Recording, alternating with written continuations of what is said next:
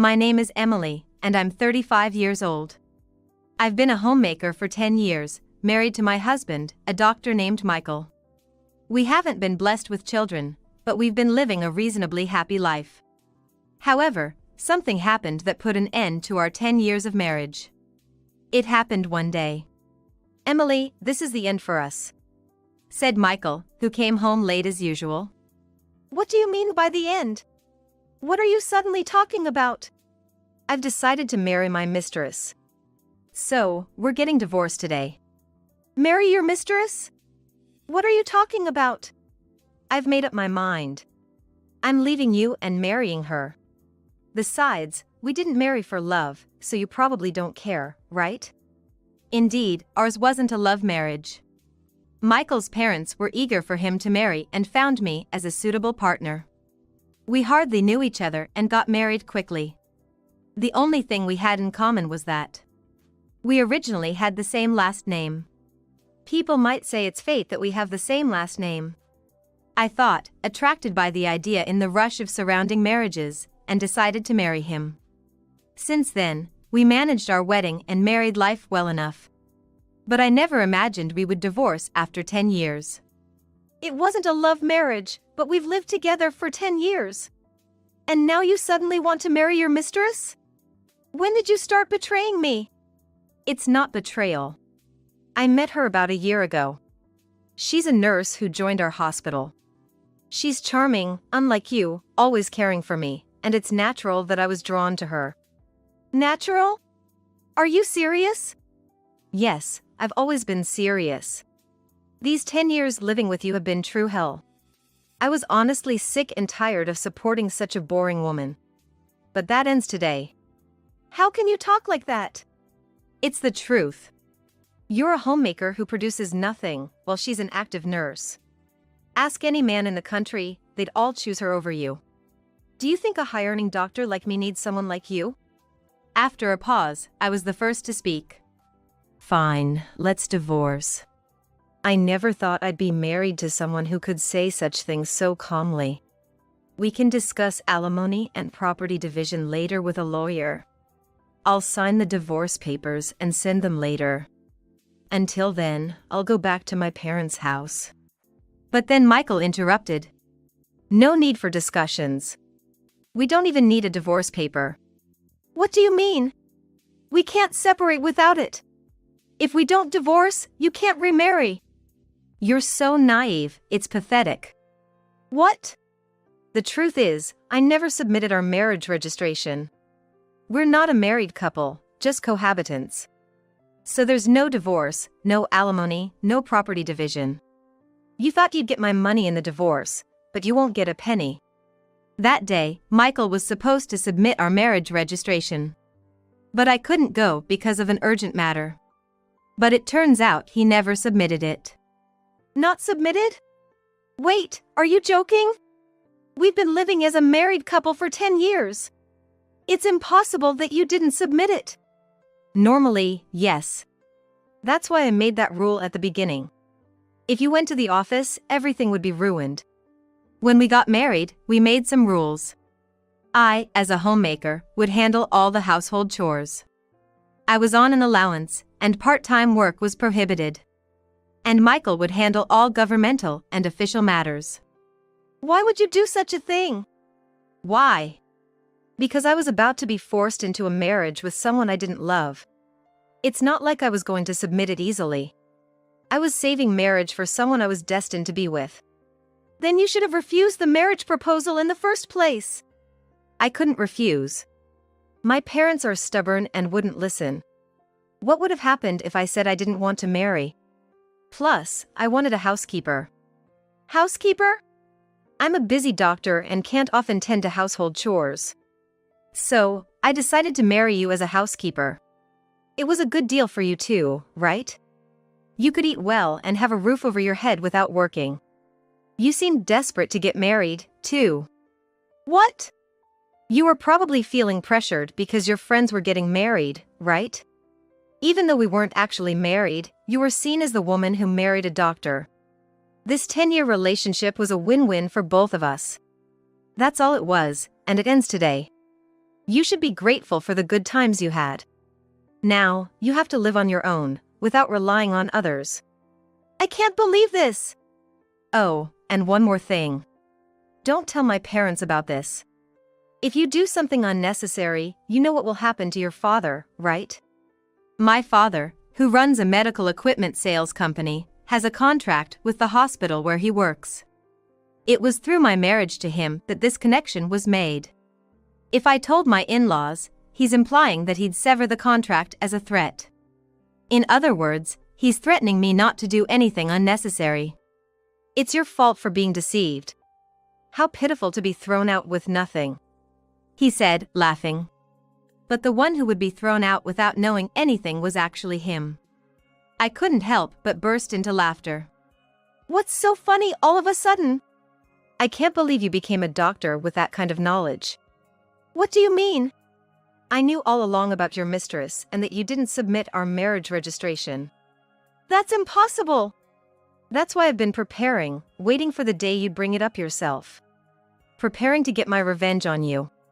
In fact, I had suspected his infidelity for the past 6 months. But I didn't have enough evidence to confront him. So, I hired a private investigator to look into his affair. Ma'am, there are 2 things I need to tell you. The first is that your husband is indeed having an affair. We've got evidence of him entering a hotel with a nurse from his workplace. And the second is, from their conversations, there's a possibility that you two are not legally married. Possibility of not being legally married? What does that mean? I overheard your husband and his mistress at a cafe. He said they didn't need to worry about alimony or property division since they never submitted a marriage registration. What? I can't believe it. We've been living as a married couple for 10 years. I don't know why he didn't submit the marriage registration. That's why he never let me handle any official procedures. Yeah, that seems to be the case. I can't believe this. How could this happen? It's rare to hear about not submitting a marriage registration for 10 years, but it's not unheard of. This is too much. Am I just supposed to accept this? If we were never married from the start, there's nothing I can do. Not necessarily. What do you mean? Let's make him pay for deceiving you for 10 years. First, we need to prepare without him noticing. And so, I began to prepare with the investigator to punish my husband. So what if you knew? We were never married from the start, so it doesn't matter what I do with other women.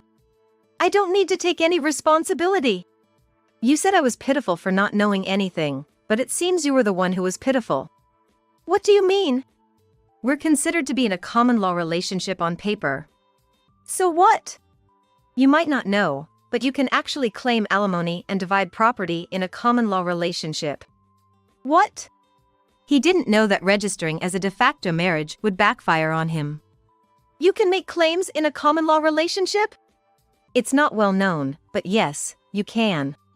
Of course, there are some conditions, but looking at your case, it seems you meet them. What are these conditions? The common law relationship is established based on these 2 criteria. First, both parties must have the intention to marry. If it's just living together, that's cohabitation. Mutual intent to marry is key. That seems subjective and hard to judge. For instance, if you had a wedding ceremony or are recognized as a couple by others, it can be acknowledged. We've had a wedding ceremony, and our parents and friends know us as a couple. Then the first criterion is met. The second is living as if married. This includes sharing household life for over 3 years. You've been living together as a couple for over 10 years. As a homemaker, you've obviously shared the household finances. This is recognized as a marital relationship. So that means, if you can provide proof of what we discussed, you can claim alimony and divide property. I'm not an expert in this area, so I'll introduce you to a lawyer. You can work with them to bring him down. After consulting the lawyer I was referred to, I was told that I could indeed claim alimony and property division from my husband. So, I'm going to demand alimony and property division from you. I informed my husband, who turned pale. His confidence, which had looked down on me just a moment ago, was gone. But even if you can claim alimony and property division, you're just an unemployed woman. Do you plan to rely on your parents after being kicked out? Didn't I say I was preparing? I've already found a job, starting next month. I've also got my eye on a new place. Don't worry about me. What? He thought I, a clueless homemaker, would be helpless. But the tables had turned. Also, I'll make sure to discuss this with your parents. Just so you know. Do you not care what happens to your father? If they want to break the contract, let them. What? Sure, you were the link to the hospital, but the contract continued because of my father and his company's efforts. Whether or not they keep the contract is up to them. Let's see if they'll break a contract just because the doctor's wife of 10 years was a lie. Try saying that. You! My father and I won't be affected. If the contract is broken over this, it only shows the depth of their trust. We'll just find another hospital to partner with. Saying this, I took out my phone. You're not calling your parents, are you? That's exactly what I'm doing. Our parents think we're still married. It's only natural to inform them if this relationship is ending. Then, to my surprise, my husband began to apologize to me. Please, let me talk to them. Don't call. Why? You know how strict my parents are. If they find out about this, I'm done. What does that have to do with me? Huh? You're asking me not to tell the truth because your parents are strict? Are you kidding? You could have refused the marriage from the start if you didn't intend to marry. After 10 years of a selfish marriage, you're afraid of your parents finding out? I can't accept such a convenient story. But I can't accept your story. I'll make sure to tell both your parents and mine. And so, I called both sets of parents. All four were shocked upon hearing my story. A meeting was promptly arranged at our house. I've heard everything over the phone. Is it true that you pretended to be married for 10 years without submitting a marriage registration? Speak up. You foolish son. It's true, I didn't submit it. Why would you do such a thing? Didn't you think about how Emily would feel? I had no choice. No choice, you say? How can you even say that? It's actually your fault, Dad and Mom. I didn't want to get married yet. You started looking for a bride on your own, saying it was time I got married. You arranged meetings and tried to force a marriage on me. You're the one who agreed to the marriage, aren't you? I had to agree. If I had refused, you would have made a fuss about it. So, I decided to get married. If you were resolved to marry, why didn't you submit the marriage registration? I read about a man on the internet who was in the same situation. He didn't want to marry but had to because of his parents. He lived a married life without submitting the registration, then revealed the truth when he found someone he truly loved. That's appalling. And what happened to that guy in the end? He's now married to the person he loves and has a real marriage. So, I too will marry my girlfriend and have a real marriage. Then my parents, who had been silent until now, spoke up after hearing his reasoning. A real marriage, huh? Sure, you might not have had a love marriage. But do you remember what you said at the wedding? What? We will never forget to care for each other and build a home full of smiles. What did those words mean to you? What were we shown then? We sent our daughter to you, hoping for her happiness. But you deceived her for 10 years without submitting a marriage registration. Did you build a home full of smiles? Now, you're leaving her for another woman. Can someone who acts without a shred of care, even if they change partners, truly have a real marriage? Well, that's... I was happy you married our daughter, not just because you were a doctor. I thought she could build a happy home with someone as sincere as you. But it seems we were mistaken and deceived. And you threatened our daughter. If she told us about this, you'd cut off the contract with our company. What? Seriously? If you're going to threaten our daughter, we'll cut off the contract ourselves. Be warned, we will tell the truth when asked why. If you do that, there'll be rumors at the hospital. Rumors? Well, yes, but that's the result of your own actions. You were the one who threatened us with cutting off the contract. My husband was in complete panic at this unexpected turn of events. Please wait. This is getting out of hand. Let's just talk. At that moment, Don't mess with us. my father-in-law grabbed my husband by the collar, furious. We didn't raise you to be such a scoundrel. What were you thinking? Father, please stop. By not submitting the marriage registration, you might have thought you were doing yourself a favor. But because of your selfish actions, Emily was strung along for 10 years. What were you thinking, causing such trouble to others? The living room fell silent. My husband, faced with my father-in-law's words, had nothing more to say. Emily, and your parents, I'm truly sorry for the trouble caused by this idiot. No, you parents shouldn't apologize. It's not your fault. However, it's partly our responsibility as parents for letting him act this way. For now, we'll take him home and make sure he doesn't continue his reckless behavior. We'll deal with the aftermath properly. We're very sorry for all this. And with that, my husband was taken away by his parents, back to his childhood home. You've been through a lot. For now, you should come back home and rest. We'll think about what to do next later. You don't need to worry about anything right now. My parents thought I was completely exhausted and deceived. They spoke to me with such kindness. Thank you, but I won't go back home yet. I still have things I need to do. I declined their offer and stayed in my own home. What I had to do was prepare for the final settlement with my now ex-husband. Gathering evidence for our common law relationship, I was getting ready to claim alimony and divide our assets. A few weeks later, a meeting with a lawyer was arranged. However, Even if I agree to alimony, why should I divide my property? She's been a homemaker for 10 years, never working a day. All the furniture, clothes, food, I paid for everything. Now you're telling me to hand over the money I worked hard for and the furniture I bought? He ranted, unable to accept that his money would be shared with me. yes, that's correct. The money you earned and the furniture are subject to property division. Why does it have to be like that? Who did the housework while you were working? Who cooked meals with the groceries you bought? That's irrelevant now. No, it's very relevant. A homemaker is entitled to property division because housework and childcare have economic value. Speaking as a human, not just a lawyer, do you think housework is something anyone can do, that it's just expected of a homemaker? The reason you could live freely is because of her support. Don't get that wrong. What? And this situation is a result of your actions. Yet, you have the audacity to be selfish. What did you say? Never mind. Anyway, she's entitled to half of the assets for property division.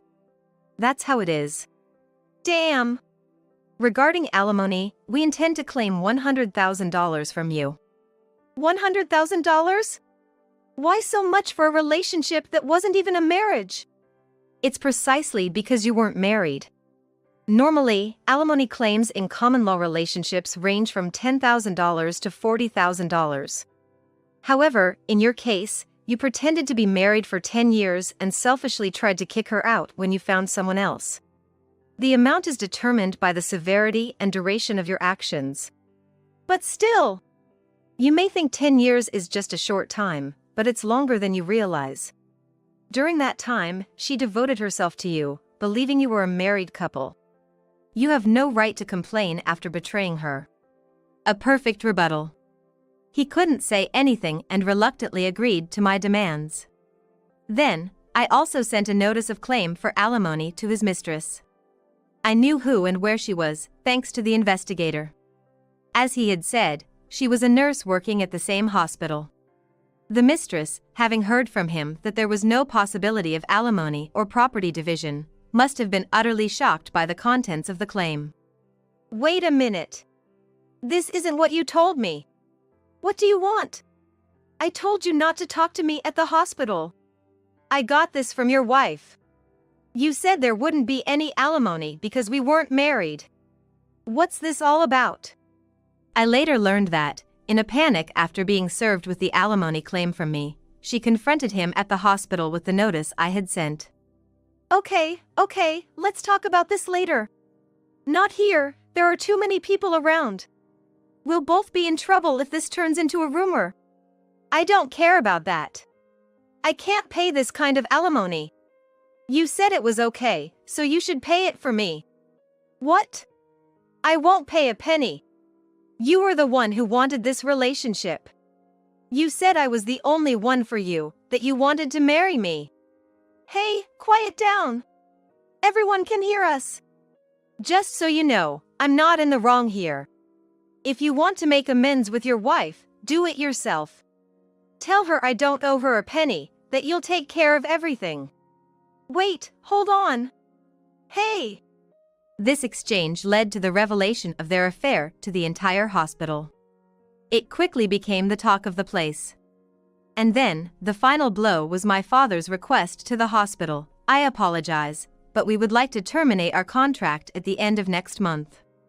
Then, the hospital, aware of the rumors, asked my father, "Excuse me for asking, but is the reason for canceling the contract related to Dr. Michael's affair?" It's already become a rumor? Yes, a nurse presumed to be involved caused quite a scene. I never imagined he had been pretending to be married for 10 years without submitting a marriage registration. I never expected it to turn out like this. You mean he never submitted the registration? Weren't you aware that he hadn't submitted the marriage registration? All we knew was that he, being married, had an affair. What do you mean he didn't submit the marriage registration? With my father's request, it was revealed that he had been deceiving me for 10 years by not submitting the marriage registration. This news spread among the other nurses. Dr. Michael deceived his wife for 10 years without submitting a marriage registration. And he had an affair with a nurse. How low?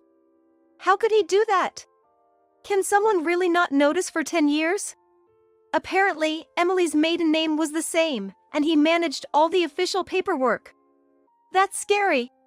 The rumors spread not only among hospital staff but also to patients, and both Michael and his mistress received cold stares.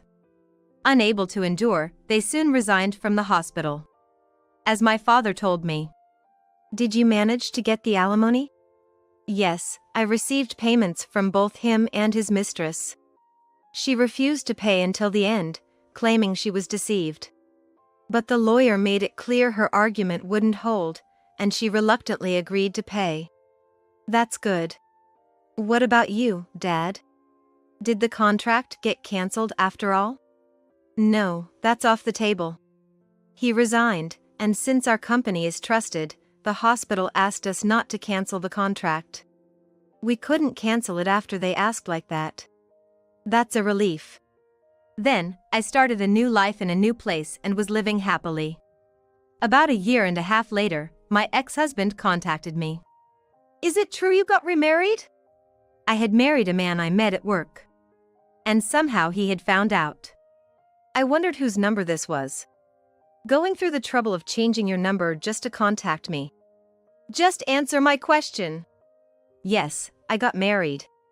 You betrayed me? Betray? We were never legally married, so I didn't think it would matter to you, right? That's a different matter. Indeed, things are different now. We're completely separated, so my marriage has nothing to do with you. Is that why you contacted me? After I said this, he seemed at a loss for words. Then he taunted, "Of course, you're still unmarried since you probably haven't submitted a marriage registration again. You're that kind of woman." But things weren't as he imagined. Unfortunately for you, my husband isn't the kind of person to do such terrible things. He knows all about your story. So, to ensure I wouldn't feel anxious, we went to the office together to submit the registration. Sadly for you, things aren't as you thought. I can somewhat understand your wish for me to be unhappy, considering your own misery, but sorry, we're happily married. I told him this and hung up the phone. What kind of life he leads now, I don't know. But unless he changes his selfish nature, it's unlikely he'll ever find happiness. Get out, I'm going to live with her. I was stunned by Sean's sudden loud declaration. Behind Sean, I saw Kathy smirking. Probably, Kathy had persuaded Sean to take this action. Regaining my composure, I thought for a moment and responded. I was glad I had been suspicious and investigated. I had already started moving towards divorce, so Sean choosing Kathy didn't matter to me. But their naivety was astounding. Telling me to leave, how dare they? Fortunately, I have a strong ally. I'm going to teach these two a lesson about reality. My name is Margot McLean, a 30-year-old office worker. I met my husband, Sean, at the same company we worked at. Sean, from a different department, worked in sales while I was in planning. We first met at the company-wide welcome party for new employees. We happened to sit next to each other and hit it off, exchanging contacts then and there. A few months later, he asked me to go out, but I was new and too busy learning my job to think about dating. Sean said, "I'll wait until you are ready." 2 years had passed, and by then, I had become quite proficient at my job. On my 24th birthday, when we went out for dinner together, we decided to have a relationship. Sean was very handsome, and dating him made me the envy of many. After 3 years of dating, he proposed, and we got married. I lived alone in a house, and Sean moved in with me. I have a close sister. Her name is Mina Turner, a designer currently working overseas. I told Mina about living with Sean. Mina, who couldn't come to our wedding, said, "Then I'll send a gift to your home," and she gave me clothes she designed. Since living with Sean, Mina has returned home twice, but hasn't met Sean due to scheduling conflicts. She kept saying that I'll definitely meet him someday. We agreed that I would become a homemaker once we had children, but for now, we were both working hard. Recently, however, Sean's behavior changed. He used to always refuse business trips, but now he went on them frequently and started coming home late from drinking. Sometimes he wouldn't come home at all after a night out. When I asked where he stayed, he would only say at a friend's. Thinking about why he started acting this way, I remembered hearing rumors. Rumors were about a woman named Kathy, who started working. Kathy was very cute and seemed like the kind of woman men would want to protect. Perhaps because of this, she wasn't well liked by the female employees. Kathy was known for her numerous rumors involving men. She was close to Sean, and rumors were that Kathy was targeting him. At the time, I thought these were baseless rumors and ignored them. But now that I think about it, Sean started coming home late around the time those rumors began. Feeling uneasy, I was in the lounge when Kathy walked in. It felt awkward, so I decided to leave and then noticed the scent of her perfume. I remembered that Sean had recently bought a similar perfume. Whether it was a coincidence or because of the rumors, I started feeling sick. As I passed by Kathy on my way to the restroom, she laughed at me. That moment turned my suspicions into convictions, but I lacked proof. I decided to gather evidence of Sean's infidelity. The day before Sean said he was going on a business trip, I asked a reliable supervisor at work if Sean was really going. It turned out Sean had taken 3 days off. My supervisor asked, "Isn't Sean's mom unwell? Aren't you taking any time off?" To which I responded with a denial. I hadn't heard about my mother-in-law being sick, and she seemed fine when I last called. After discussing my suspicion that Sean might be cheating with my supervisor, I was given the same days off as Sean. I used those 3 days to follow Sean. When I got home early, Sean asked, "What happened to your car?" I lied that it was having issues, so I borrowed a replacement, and he believed me without question. In reality, anticipating Sean would use the car, I had rented one the day before and left my car at my parents' house. The next day, as expected, Sean left in the car, and I discreetly followed him. He headed to an apartment. I waited in a position where I could see the entrance. Of course, I was ready to take evidence photos with my phone. Sean either had a key or the door was unlocked, as he entered by himself. An hour later, the door opened again, and I saw Sean and Kathy come out. Sean had gone to Kathy's apartment. I was prepared, but seeing the happy couple in front of me, I couldn't hold back my tears. Then they got into the car and drove off, so I followed them. They headed to a jewelry shop. I parked a little far in a parking lot and entered the shop. I had disguised myself just in case, which allowed me to follow them. They were looking at rings, and from eavesdropping, it seemed they were selecting an engagement ring. Sean, already married, what was he thinking? I was irritated. They chose an expensive-looking diamond ring. Afterward, they went to a fancy French restaurant. I couldn't enter as I didn't have a reservation, but managed to capture them arm in arm entering the restaurant. I waited for them to come out and continued following. They returned to Kathy's apartment and didn't come out until morning, so I stayed at a nearby hotel. The next morning, I was on standby early but only saw them leave the house once. They came out together, holding hands, and went to the nearby store, then quickly returned home. On the third day, they hardly left the house except for brief trips to the store, but I managed to take quite a few photos. Still feeling it wasn't enough, I hired a detective agency. A few weeks later, the results from the agency arrived, and all that was left was to bring up the divorce. As I was wondering how to bring up the topic, Sean returned home from his so-called business trip, which was actually an affair. I told him as soon as he got back, "We need to talk later. I just got home, you know? I can't talk now. I was about to go to sleep." "What about dinner and a shower?" "I have already done them. You know, talking to you just irritates me. Can you only talk to me when I'm in a good mood?" "Margot, you've really aged. You don't even bother with makeup at home, it's like you've given up being a woman."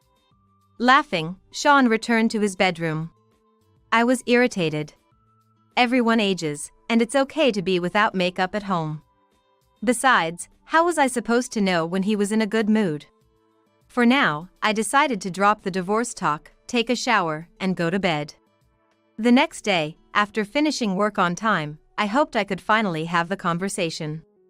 To my surprise, Sean came home much earlier than usual. The heavy footsteps in the hallway and the unusual air about him made me uneasy. The next moment, he burst into the living room. "I'm going to live with her, so get out." I was stunned by Sean's sudden loud declaration. Behind Sean, I saw Kathy smirking mischievously. Probably, Kathy had convinced Sean to act this way. Trying to stay calm, I asked Sean for a reason. Why? What happened all of a sudden? "Kathy, she only has 6 months to live. I want to spend as much time as possible with her, to create memories. She said she always wanted to live in a house like this. So, Margot, you need to leave." Kathy stuck out her tongue from behind Sean. I was infuriated by her actions, but then got an idea for a satisfying revenge. Telling them to wait, I went to the bedroom to get something I had prepared. When I returned to the living room, they looked puzzled. I said, "Fine, thinking this isn't my house anyway."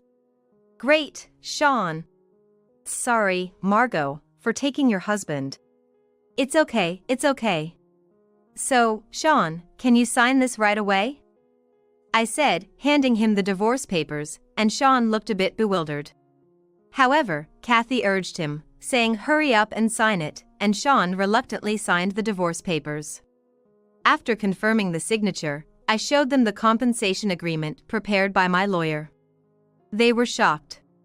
Sean asked, "Why did you prepare this?" But I was ready for divorce anyway, so it was only natural. I demanded $60,000 from Sean. Sean agreed to the amount. Kathy was clearly unhappy. "I only have 6 months to live, and you're demanding compensation from a poor girl like me? You're a monster." "Poor girl?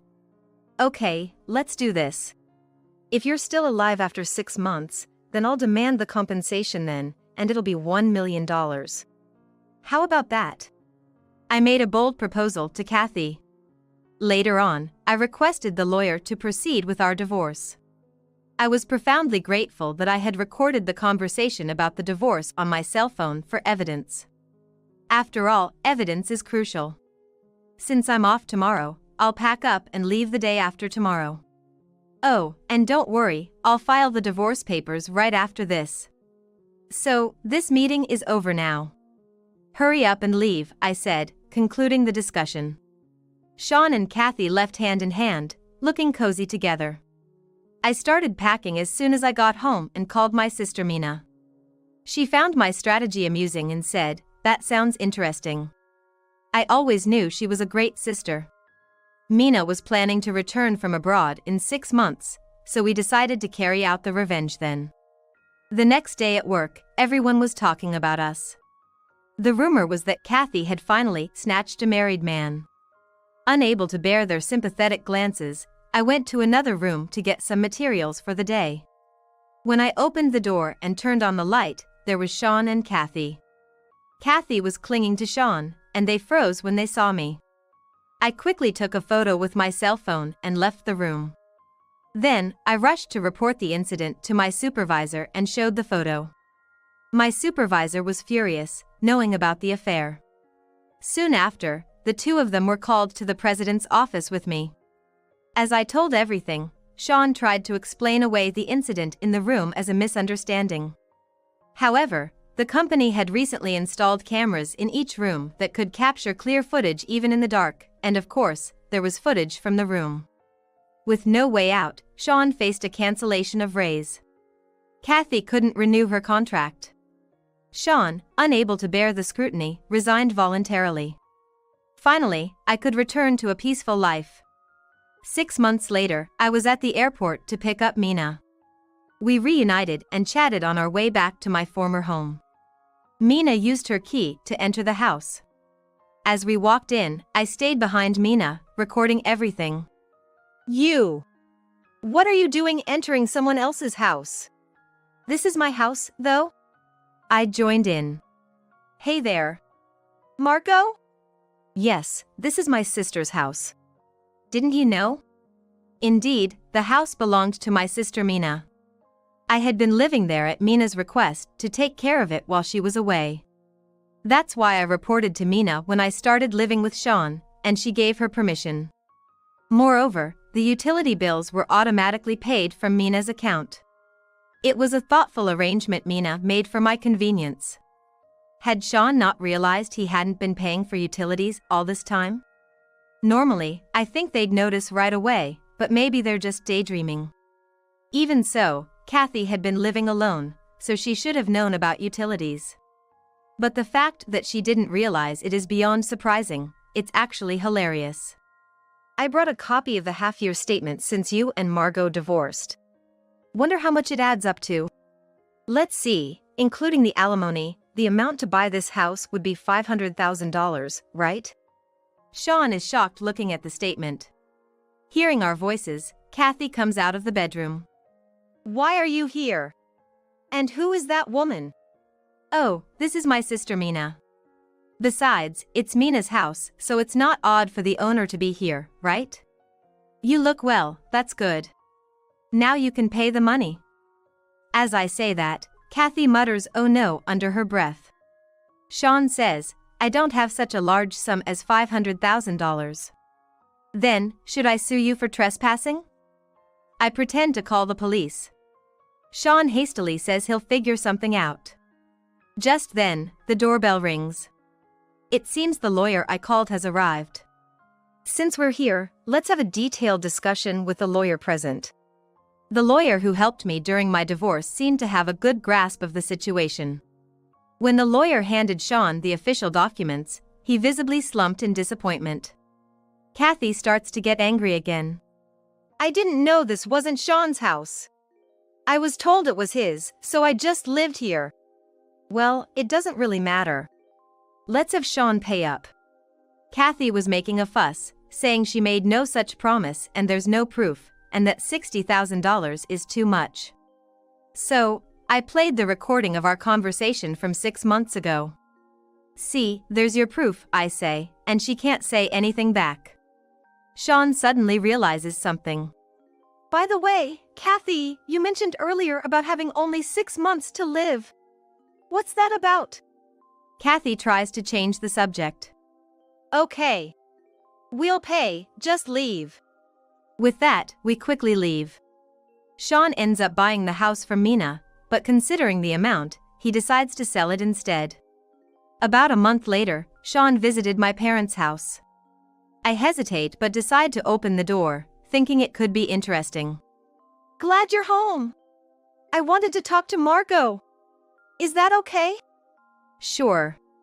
If it's here, that's fine. Make it quick. So, what's up? Sean's story boils down to him claiming he was deceived and wasn't in the wrong. He initially refused Kathy's advances but ended up getting involved with her after going out for drinks just once.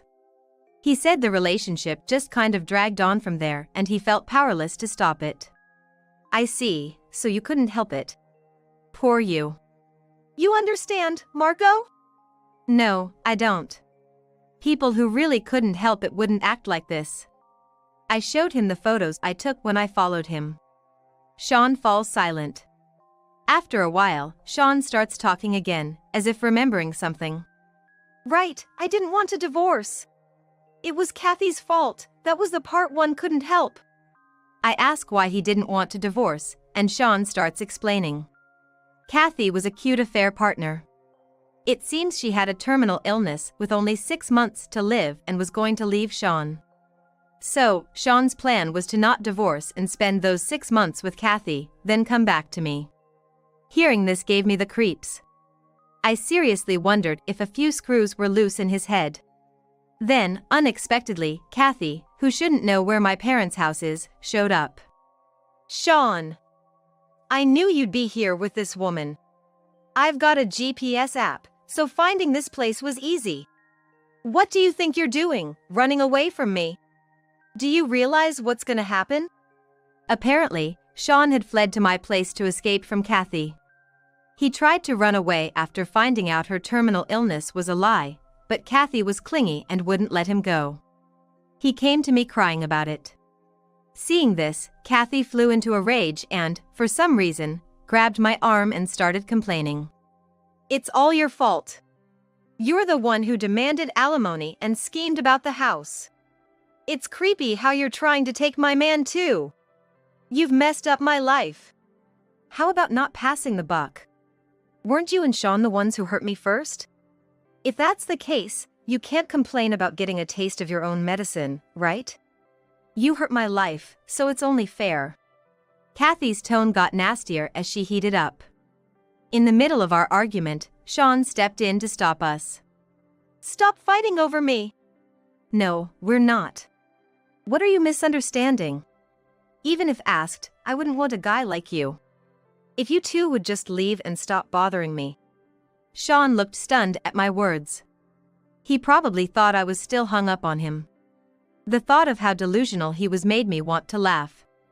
I was so tired of all this that I said I would call the police, and they left as if running away. I thought I'd avoid any further involvement, but Sean was stubborn. The next day, after work, there was Sean with a bouquet of flowers in front of my office. Why are you here? Margot! Marry me again! He shouted so loudly that everyone gathered around. I was so embarrassed I felt like my face was on fire. I tried to ignore him and leave, but Sean grabbed my arm and held me back. I said it was impossible yesterday. Did you forget already? I'm amazed. Don't do this. I mean, I told you not to bother me ever again. Sean didn't seem to give up, and he kept holding my arm. Just then, someone pulled him away from me. It was Mina. I secretly came back here, and I thought I'd surprise you by picking you up from work, but I'm really glad I came back. Mina? Oh, Mina, I've fallen for you. I don't need Margot. I want you. So, marry me. I'll follow you anywhere, even overseas. Sean said, holding both of Mina's hands. Everyone around, including me and Mina, were taken aback by Sean's actions. Mina said it hurt, but Sean didn't let go of her hands. I instinctively shouted, dangerous. But it was too late. Mina suddenly flipped Sean over her shoulder. I hadn't mentioned it, but Mina used to train. Her sharp movements were still impressive. I was admiring them, thinking how dangerous she looked when her expression changed. That's when the police, alerted by the commotion, showed up. They seemed confused by the scene of a man down and a woman standing. Anyway, Sean was taken away by the police. That's when Sean finally shouted his true feelings. I don't care whether it's Margot or Mina. I just need someone to pay off my debts for me. Even after selling the house, there's still a debt of $400,000. I don't know what to do. I'll take anyone who'll pay it off for me. Please. As Sean was led away, Mina and I watched him go with cold eyes. The onlookers were saying things like, "That's just wrong, too much, and that lady is so cool." To ensure such an incident never happened again, Mina and I went to the police to request a restraining order. During Mina's stay, we decided to move out of my parents' house and into a high-security condo. Kathy, realizing that Sean had publicly proposed to me and not her, decided to leave him. That made sense. Why stay with a cheating man who doesn't value you, especially with nearly $400,000 in debt remaining? Kathy seemed to have woken up to reality, but she hadn't learned her lesson. She didn't want to work and was looking for a wealthy person to marry and dump the debt on. She even persistently pursued a married wealthy man in town despite being rejected. Eventually, his wife found out and had a restraining order issued against Kathy. Undeterred, Kathy's attempts became more aggressive. She even broke into a house through a window and tried to steal valuables, only to be caught when the security company arrived. Kathy ended up being taken care of by the police for a while. As for Sean, after pulling off such a stunt, he couldn't stay in the area and went back to his hometown, only to be disowned by his parents. His relatives, knowing the situation, also cut ties with him, and eventually, his friends did the same after he asked them for money. Left alone, Sean started working in a factory. He is living there but still trapped in a mountain of debt. He occasionally called me with an anonymous number, so I recently got a new phone. Now, I can finally enjoy some peace in my daily life. Since then, life has been truly peaceful, and I've even found someone I like at work. Mina is still thriving overseas, and although she only comes back occasionally, we sisters are as close as ever. I love my cool and reliable sister Mina so much. She's my pride and joy. I hope we can continue to get along without fighting, and maintain a good relationship. Stranger stuff is trash. If you don't like it, get out. Tim grinned wickedly, his face lit by the flames. What's burning before him are children's toys and clothes. They're keepsakes of my son, John. These memories, more precious to me than my life, were being burned in our yard by Tim, almost as if to taunt me. Dark emotions surged within me. Anger and hatred. I won't forgive him. For hurting John, for making a mockery of his death. For my mother-in-law who stole precious time from John. I'll have my revenge. It doesn't matter what happens now. With nothing left to protect, I am invincible. I'll use everything I have to drag both of them to hell. Telling me to leave the house? That was my plan all along. Sure. I answered with a wide smile. It was about 2 weeks after John's passing. I got a call. It was from Tim. I ignored all his calls, as he was a stranger to me now. But as the calls kept coming for a month or two, I suspected something might have happened to them. With a bit of anticipation, I finally picked up. "What's up, Tim?" "Please, help me!" Tim screamed in a frantic voice. "Mom, she's in trouble!" I smiled faintly. "My name is Michelle. I'm a 33-year-old stay-at-home mom. I'm home." My son John came home carrying his backpack with me. "Welcome back, John. There's pudding in the fridge, you can have one." "What? Just one?" John is 8 years old but still very much a child and a mama's boy. "The rest is for Grandma to eat. Everyone gets one." Darn, before we moved, they were all mine. Wish we never came to this house. Just as I was about to silence John, a shrill voice rang out from behind. Michelle, you haven't finished cleaning yet. John, you're supposed to study in your room when you get home. Hurry up. We froze as my mother-in-law clicked her tongue. Honestly, that's why I was against marrying a divorced woman. And bringing such a poorly raised child too. She went on with her sarcastic remarks towards John and me. I'm divorced, with an ex-husband. John is the child from that marriage. We divorced when John was 3. Due to my ex's infidelity. Since then, I have raised John alone. I worked tirelessly, day and night, for our life together and for John's future. I thought I could handle it because I was young. But then, like a tightly stretched thread snapping, I collapsed. The reason was overwork. I deeply regretted it and felt despair. What should I do now?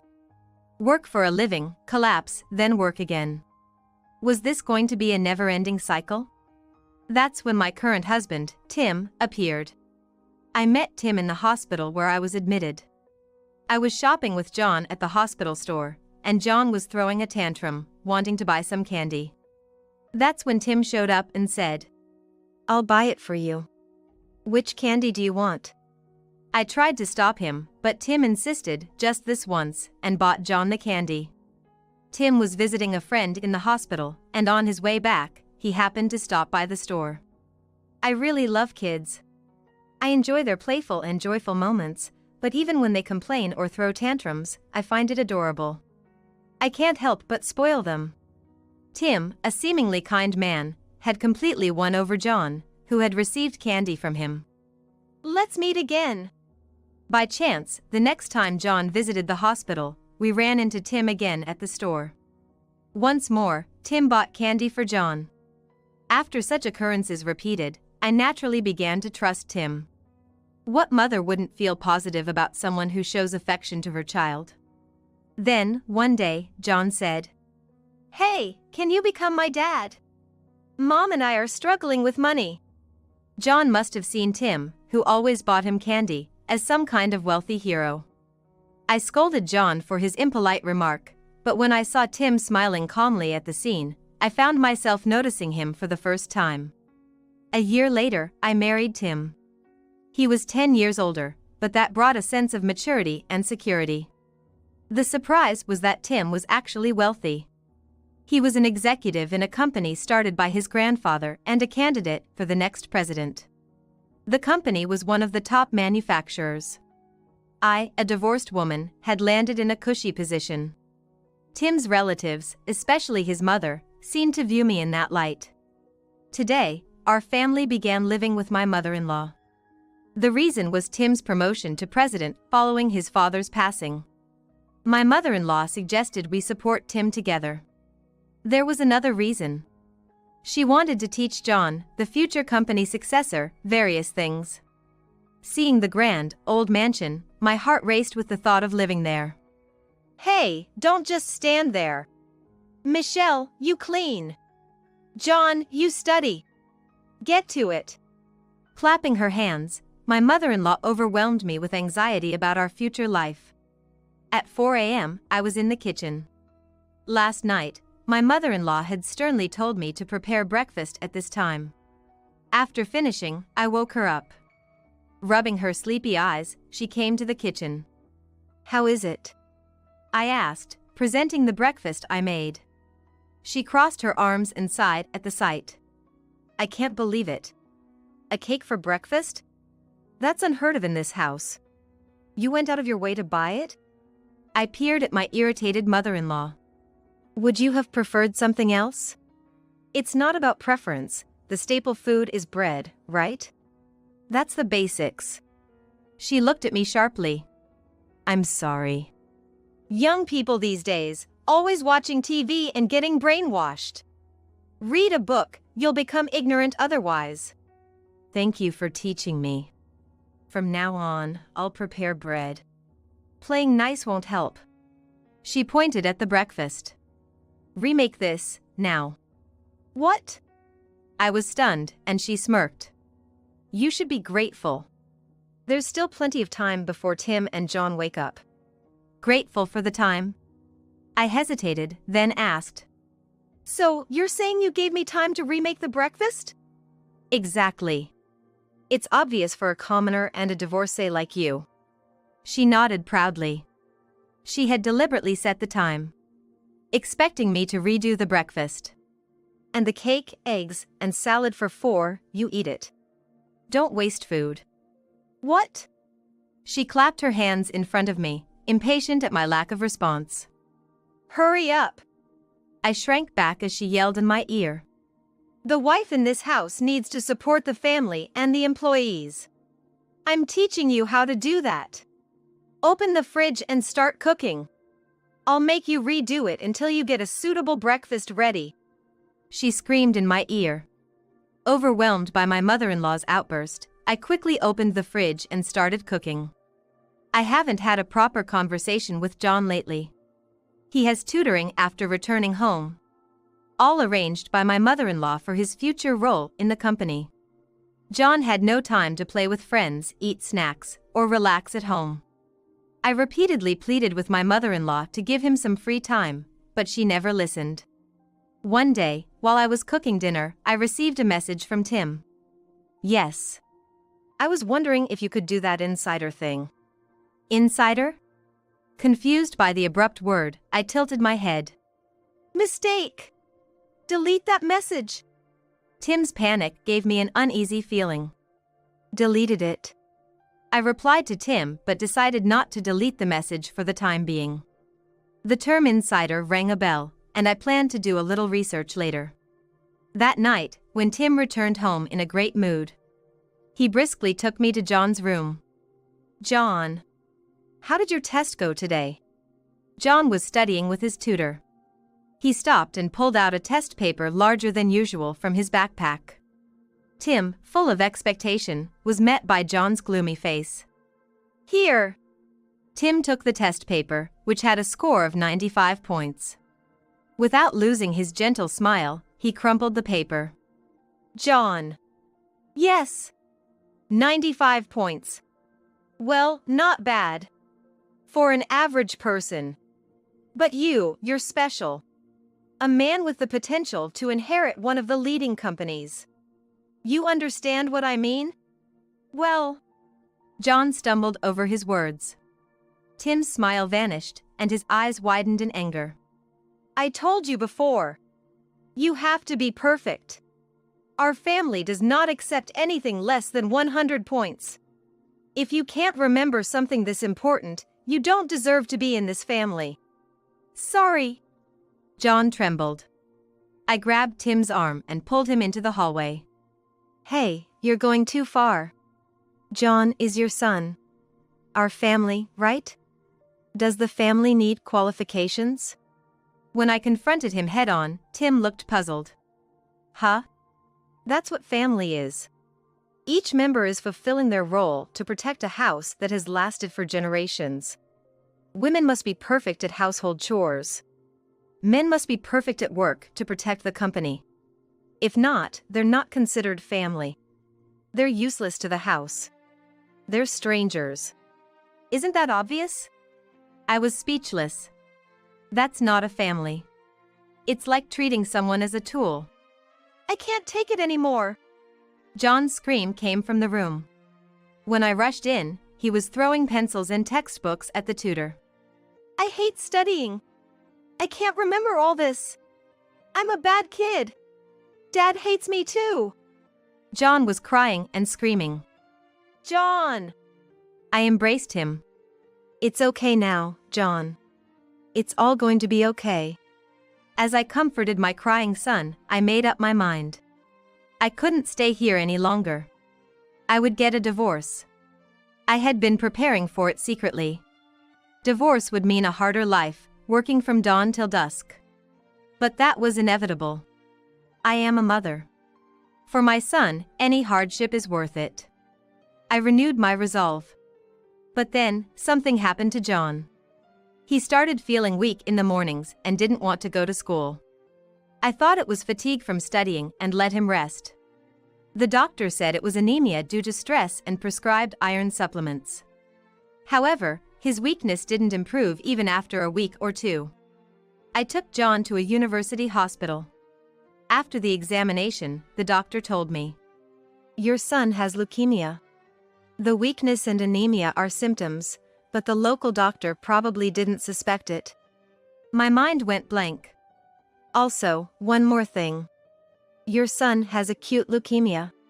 It progresses quickly, so he needs to be hospitalized immediately for treatment," the doctor said with a grim face. It progresses quickly. I didn't want to think about what those words meant. There was no time for divorce preparations. I informed my mother-in-law and Tim about John's condition and told them I would be by his side. My mother-in-law made a disgusted face. "You know, Michelle, it's pretty obvious that John is going to pass away, right? You should prioritize the household chores for the sake of those of us who will continue living." "Mom is right, Michelle. That's your role." To me, they seemed like inhabitants of a different world. I had decided on divorce. Their opinions no longer mattered to me. I packed mine and John's belongings and left the house. I devoted myself to supporting John during his hospitalization. But despite my efforts, he passed away to heaven just 6 months after being admitted. It was a shockingly abrupt and anticlimactic end. Moments before his last breath, John spoke in a frail voice. "Mom." "What is it, John? What's wrong?" Surrounded by doctors and nurses, John managed a smile, as if a bright future awaited him. "When I get discharged, I want to play a lot. Hang out with friends, play games, eat lots of pudding. Mom, is that okay?" I couldn't stop my tears. "Of course, John." His modest dream remained unfulfilled. I was in a daze after John's death, feeling time pass incredibly quickly. Today, I finished John's funeral. I'm home. Returning to the mansion alone, I smelled something burning. In the yard, I found Tim sitting and burning something. It was John's toys and clothes. His keepsakes. "What are you doing?" I couldn't comprehend the scene before me. "Burning trash," Tim said matter-of-factly. "That's not trash. That's John's stuff." Tim chuckled. "John, huh?" To me, he was a stranger who couldn't fulfill his role in this house. Tim's face was reddened by the flames. His smile was malevolent. "Stranger stuff is trash. If you don't like it, just leave." Seeing his face, I finally understood. Ah, this is his true nature. At the same time, the emotions dulled by John's loss surged within me. Anger and hatred. I won't forgive him. For hurting John, for mocking his death. And my mother-in-law who stole precious time from John. I'll have my revenge. It doesn't matter what happens now. I have nothing left to protect. I'll drag both of them to hell with everything I have. Leave the house? That was my intention from the start. Sure. I answered with a broad smile. I divorced Tim. He himself handed me the divorce papers. Tim probably had been preparing the divorce papers since he realized John wouldn't behave as he wanted. In the end, John and I were just tools in that house. About 2 weeks after John's passing, I kept talking to his photos every day and steadily prepared for my revenge. That's when Tim called me. I ignored all his calls. He was a stranger to me now. But as the calls continued incessantly for a month or two, I had a hunch that something might have happened to them. With a bit of anticipation, I finally answered the call. "What's up, Tim?" "Please, help me," Tim cried out in a desperate voice. "Mom, she's in a terrible state." I relaxed my mouth, careful not to let my true feelings show. What? What happened? "Recently, Mom started acting weirdly. She couldn't speak clearly, went to the hospital, and..." Tim's voice trembled as he informed me. "Mom had a stroke. She's bedridden now after the treatment, and I'm taking care of her at home. I thought about using a caregiving service, but Mom doesn't want to trouble others. But I'm at my limit. I'm exhausted from work, and next week I have a business trip. So..." Tim spoke with a half-hearted voice. Can you come back? Even if it's just for a short while, we live together after all. Mom said she's okay with Michelle. I almost laughed at the ridiculousness. My mother-in-law's matter. She probably just wants to use me again. But after a moment, I said, "That's tough. I owe your mother. Now it's my turn to repay the favor." "Thank you, Michelle." Tim sounded like he was crying with joy. I was looking forward to when those tears would turn into tears of sorrow. I returned to Tim's mansion and took care of my bedridden mother-in-law. "Here's your breakfast. Bread, fried eggs, and salad." I pushed the bread into my mother-in-law's mouth. She opened her eyes wide in refusal, but being bedridden, she couldn't resist. "You can't be picky. Even John could eat bread." I forcefully shoved the bread into her mouth. But she never swallowed it, struggling with her mouth full of bread. Tears in her eyes. "Stop it!" "What's that, mother-in-law?" "My brain." She tried to speak with her mouth not working properly. "It's pretty obvious that you're going to die soon." I smiled faintly. My mother-in-law glared at me resentfully. I clapped my hands loudly in front of her. "Hurry up. Swallow what's in your mouth. Don't just sit there." I shouted in her ear. Startled, my mother-in-law spat out the bread. She coughed violently. I picked up the bread from the floor, now covered in dirt, and brought it back to her mouth. "No. You're the one who said it, remember?" I pushed the bread into her mouth again. "You can't waste food." My mother-in-law screamed in a muffled voice. Every day, I fed her. Morning, noon, and night. If she spat out the bread, I put it back in her mouth, and if she spat it out again, back it went. This routine went on for hours. In an environment where no one could help her, my mother-in-law seemed to lose the will to resist, and within a week, she obediently swallowed the meal. She became completely exhausted, now shaking in bed all day. When I appeared, she would let out a scream of fear. A month later, Tim returned from his business trip. As I greeted him at the entrance, his face lit up with a smile upon seeing me. "Thanks, Michelle. It must have been tough taking care of Mom." I smiled warmly. "It's okay. After all, she is the mother of someone I loved. I thought of it as my duty as a former wife." "Michelle! You finally understand." Tim's eyes welled up as he approached me. But I swiftly avoided him and headed to the living room. "Dinner's ready. Your mother's asleep, so let's eat together." "Oh, I'm looking forward to it. Nothing beats coming home to a meal after work." I chuckled at our conversation, almost like that of newlyweds. Just after we said grace, we heard something like a woman's moan. "Oh, looks like your mother woke up." Tim and I went to her room. My mother-in-law opened her mouth wide upon seeing us. "Let her go." "What's wrong, Mom?" Tim leaned close to her bed. "Useless. Get out." She glared at me. Tim frowned. "What are you saying, Mom? Michelle has been taking care of you all this time, right? Look how clean she's kept your room, you should be thankful." "No." I had thoroughly erased all evidence of feeding her. "Listen, Michelle even cooked dinner for me. She did her duty well.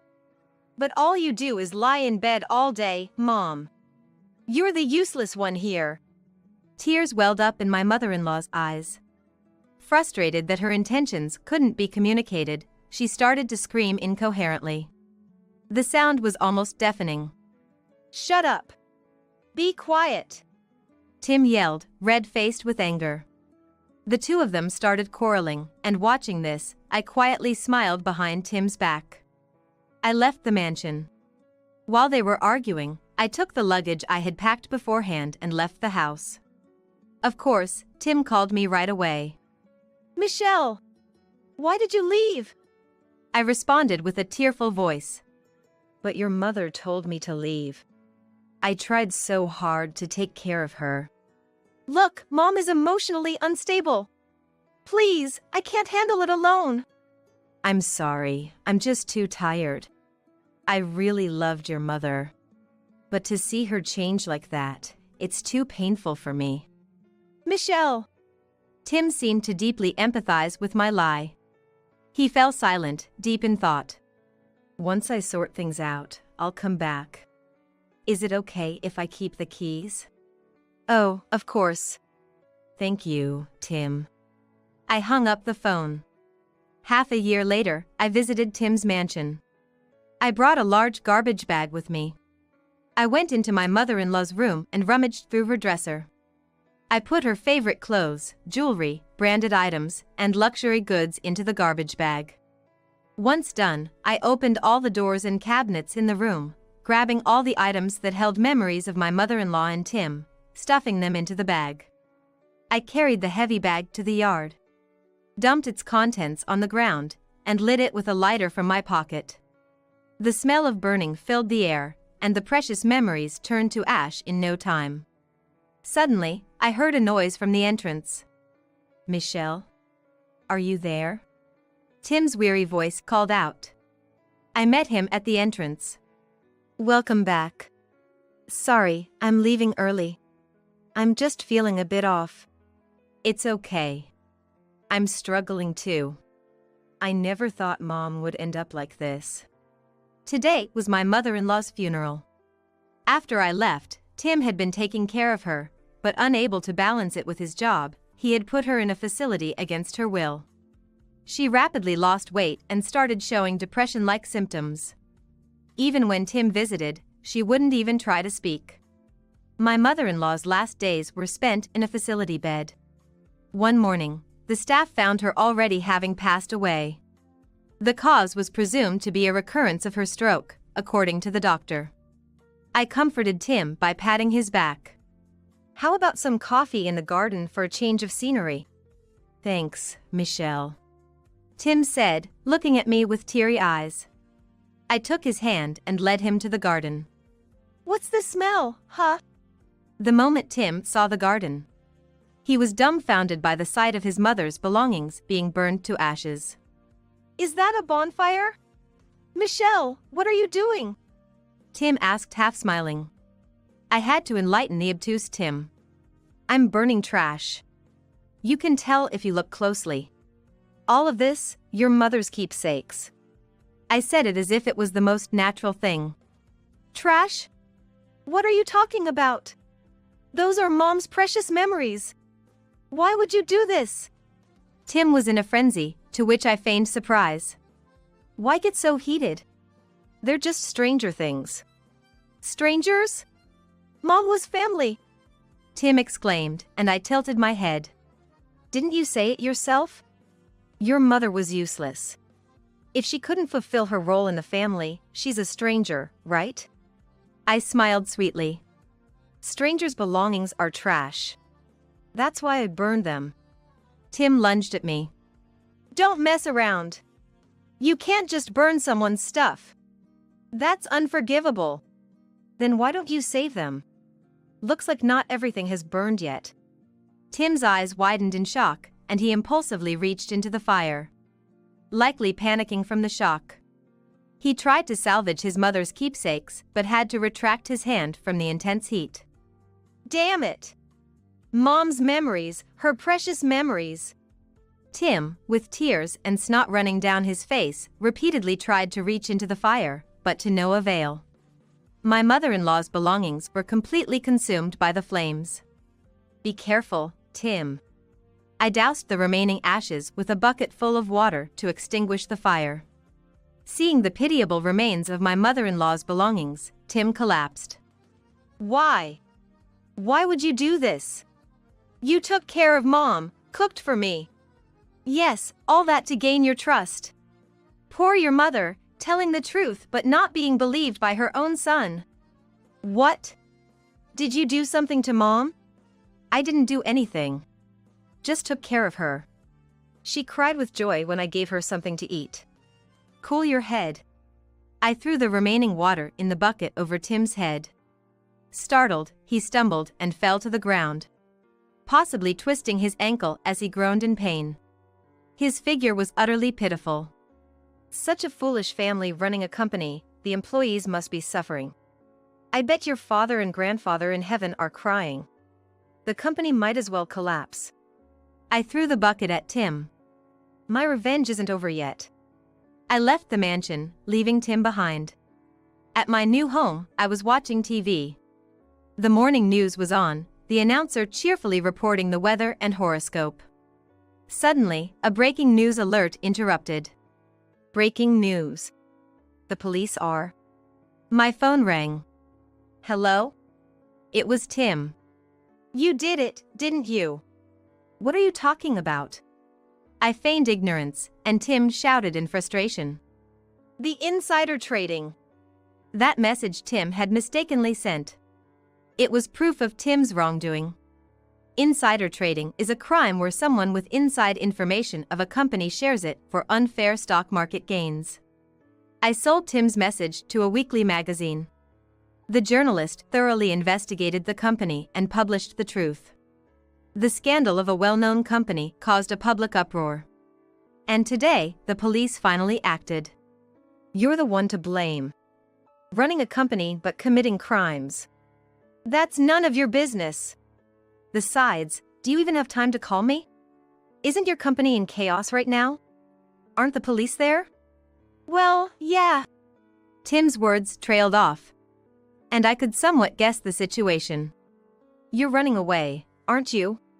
Tim fell silent. Which was answer enough. I sighed heavily. You said it, didn't you? A man's duty is to do perfect work to protect the company. I laughed through my nose, loud enough for Tim to hear. Well done, Tim. You've done a great job in the end. I sent him my heartfelt congratulations and hung up the phone. Later, I didn't forget to inform the police about Tim's call. Tim was arrested. He had been insider trading regularly, apparently to maintain relationships with business partners. Since Tim became president, the company's reputation with partners had plummeted. As companies began severing ties, Tim resorted to criminal acts to keep the few remaining partners. Who could have imagined such an end for a company that had lasted for generations? Pathetic. That was the only word I could think of. That night, I was planning my next move. It wasn't enough. This wouldn't bring John peace. He wouldn't forgive me. Lost in these thoughts at my desk, I must have fallen asleep. I found myself in a dream. Standing in an empty space, I felt someone hug me tightly from behind. I immediately turned around. John. John looked up at me with a gentle face. I collapsed on the spot. I'm sorry, John. It's all because I remarried. Because I dreamed of a happy life with the three of us. John shook his head in my arms. Mom. He looked straight at me, smiling. Thank you. And with that, I woke up. Tears streaming down my face. Remembering John's face in the dream, I cried my heart out. Time passed. In the morning, I finished getting ready and headed to the entrance. I stared at John's photo propped up there. Accepting John's death wasn't something I could do easily. I heard countless times to move on, to look forward, but none of those words resonated with me. But at least, I wanted to live a life that wouldn't embarrass me in front of John in heaven. And when I see John again, I'll tell him everything I've experienced. The things John couldn't do, the things he wanted to do, I'll experience them for him and tell him all about it. I'm leaving now, John. I left the house with a smile. The sky was clear and blue, and the sun shone brightly. I don't need a kid, my father declared at the funeral, as the rest of the family looked at him in disbelief. I'm getting remarried. This time to a younger and more attractive woman. Right, Michelle? Oh, John, you're so silly. Father embraced a woman named Michelle from among the employees. Michelle looked happy as she clung to my father's arm. Do you even understand the situation right now? What?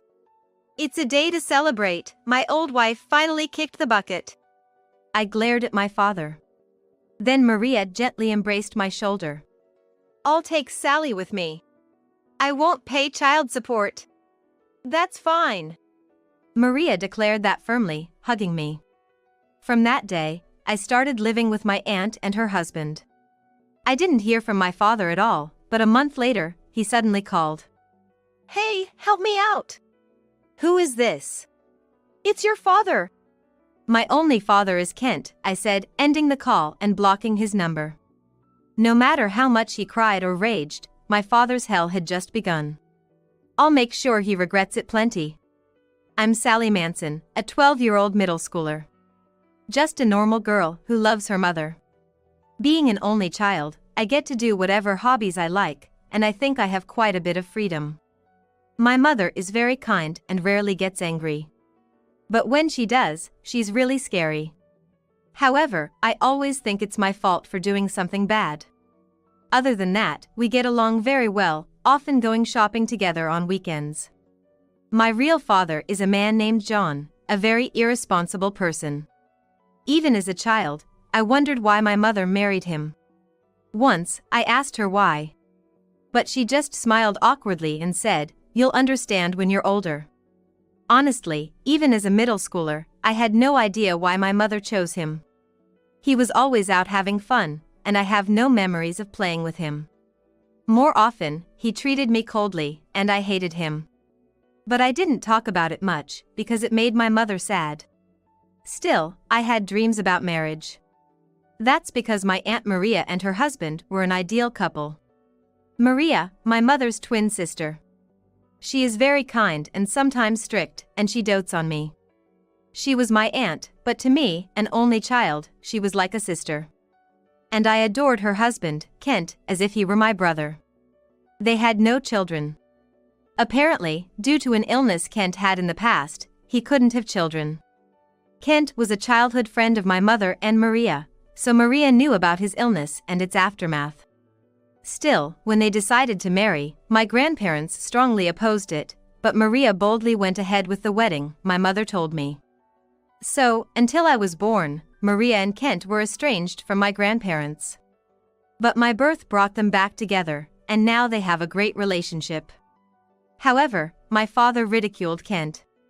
He keeps saying unbearable things like calling him a failure for not being able to have children, or accusing him of marrying for an inheritance. That's why I despised my father and swore never to become an adult like him. Right after I started middle school, my grandparents threw a celebration party. Their house is enormous. They seem to be local landowners with several businesses. My mother, Maria, and Kent each run one of my grandparents' companies. In contrast, my father is just a regular employee in one of their companies. As a child, I found this odd. But seeing my father's behavior, even I, as a child, understood he could never be trusted with a company. Yet, it seemed to bother him a lot. At the party, while pouring a drink for my grandfather, he started talking nonchalantly. Hey, maybe it's about time you let me run one of the companies, huh? It looks bad, having the wife as the boss and the husband as a low-level employee. The previously warm atmosphere suddenly turned cold. I sighed and took a bite of my cake. My father, oblivious to the mood, continued. Or maybe we could just swap positions, right? That would solve everything. Let's not have such vulgar discussions at Sally's entrance celebration, my mother interjected. What, vulgar? My father yelled, and his voice echoed in the room. Seemingly due to the alcohol, my father appeared unable to control his emotions. In contrast to my calmly speaking mother, my father's aggressiveness was almost comical. Why do I have to become a regular employee anyway? I took over my current position through proper procedures. That's what I'm saying. Act more like a wife. His argument made no sense. Just as everyone was starting to realize the conversation was going nowhere, my grandfather spoke up. If I left it to you, the company would be ruined in no time. What? My father exclaimed, his face turning red as he fell silent. Finally, the room quieted down, and my grandfather's calm voice filled the space. After all, you haven't forgotten that you're in this position because of the disrespect you showed to an important client, have you? This time, my father turned pale and stepped back. My grandfather began to slowly tell the story, as if speaking to my father. The company where my father works was originally supposed to be his as the president. But before the announcement of his appointment, he had an affair with the daughter of the president of the most important client. When the client's president found out, he stormed in. Because of that, the client threatened to stop all transactions, almost driving the company to bankruptcy. Hearing this, I felt embarrassed and pitiful for my father. But that was 10 years ago. It's past the statute of limitations, right? It's not for you to decide the statute of limitations. My mother interjected, cutting off his argument. My father glared at her in frustration. Then, clicking his tongue, he downed his drink in one gulp and left the room. Sorry for spoiling the celebration. No, it's my father who should be sorry. My grandfather shook his head and patted my head. Since my father had left, we restarted the celebration without him. I received an electronic dictionary from my grandparents, a book voucher from my mother, and the sneakers I wanted from Maria and Kent. I was in high spirits. When my mother and I got home, my father had already returned. Seeing the shopping bag I was holding, he clicked his tongue loudly. Lucky you, getting everything you want. It's a gift, it's only natural. Yeah, my bad. He apologized insincerely and went into his study.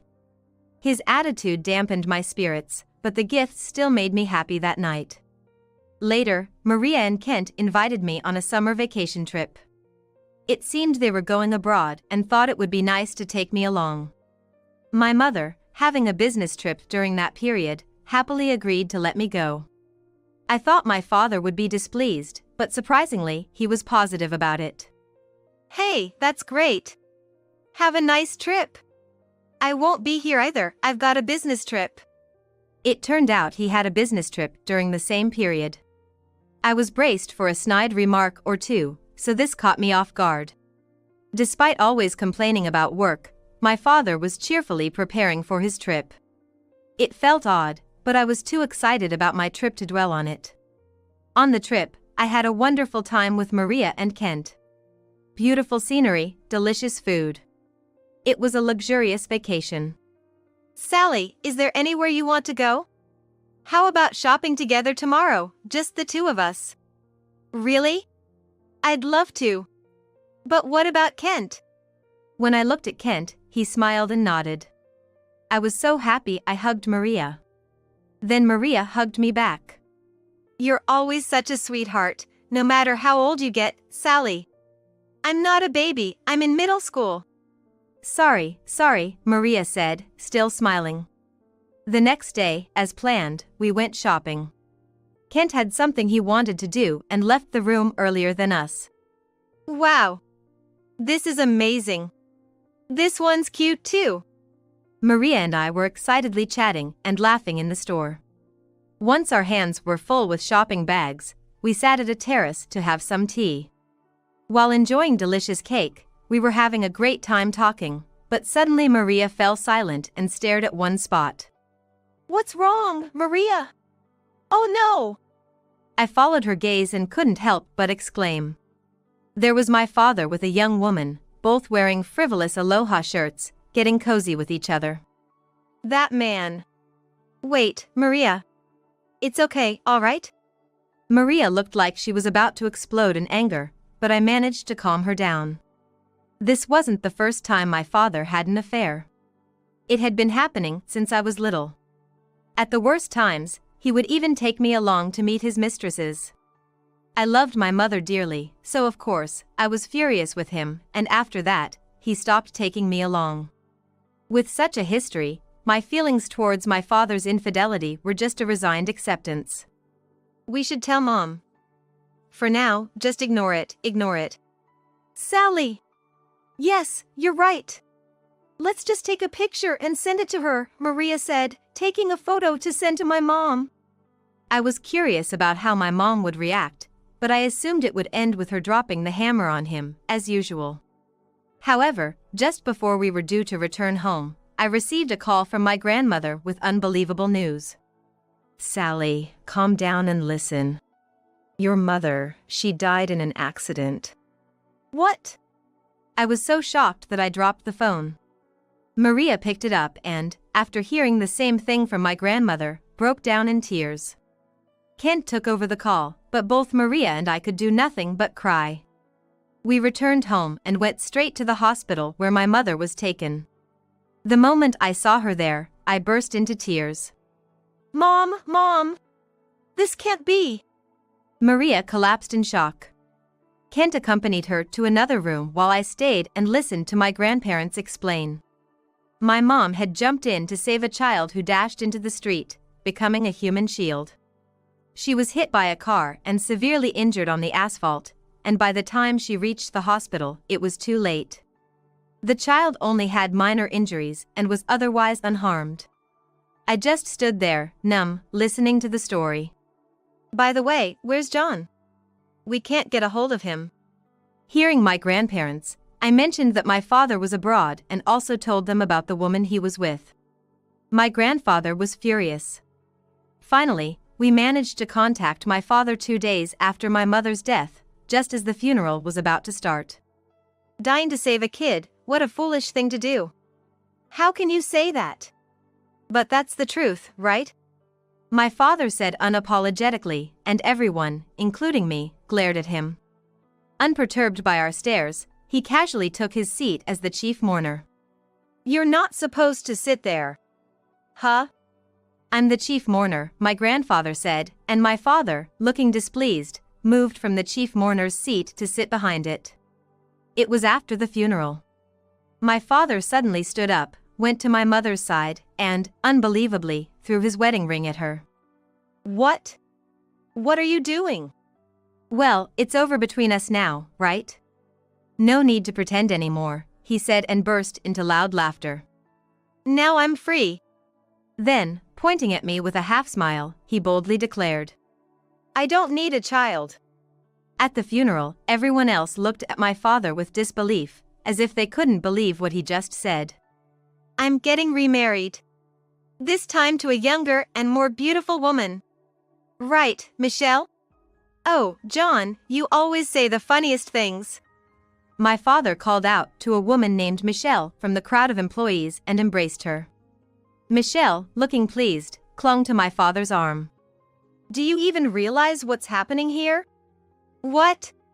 It's a day to celebrate. My old wife finally kicked the bucket.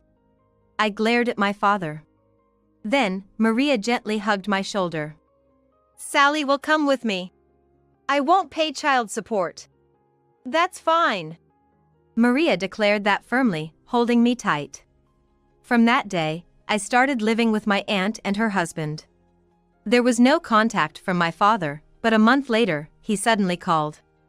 Hey, help me out! Who is this? It's your dad. My only father is Kent, I said, then hung up and blocked his number. No matter how much he cried or pleaded, my father's hell had just begun. I'll make sure he regrets everything. After I blocked him, my father seemed to have called various relatives. But none of the relatives who knew about what happened at the funeral wanted anything to do with him. He was blocked by everyone he called, and finally, he showed up at my grandfather's company. I happened to be there delivering something I forgot, so I listened in disbelief to my father shouting outside the CEO's office. It was just a momentary lapse in judgment. So, you're the kind of man who, in a momentary lapse, throws a ring at your deceased wife. After my grandfather's words, there was a moment of silence behind the door. He was probably trying to think of an excuse. And just as I thought, he came up with one. I was just confused. I didn't mean any harm. I was upset because I loved her. I can't believe this. I couldn't help but express my disbelief at such a far-fetched explanation, and my father, with his sharp hearing, caught my voice. Hey, Sally! Are you there? Tell your grandpa that I loved your mom. Loved her? I was so angry I felt like I might faint. My grandfather patted my shoulder and nodded at me. I took a deep breath and then replied to my father. Grandpa, everything he says is a lie. He never loved Mom or me. Are you kidding me? Come out here. My father was yelling and banging on the door from the other side. But his actions couldn't stop me from speaking the truth.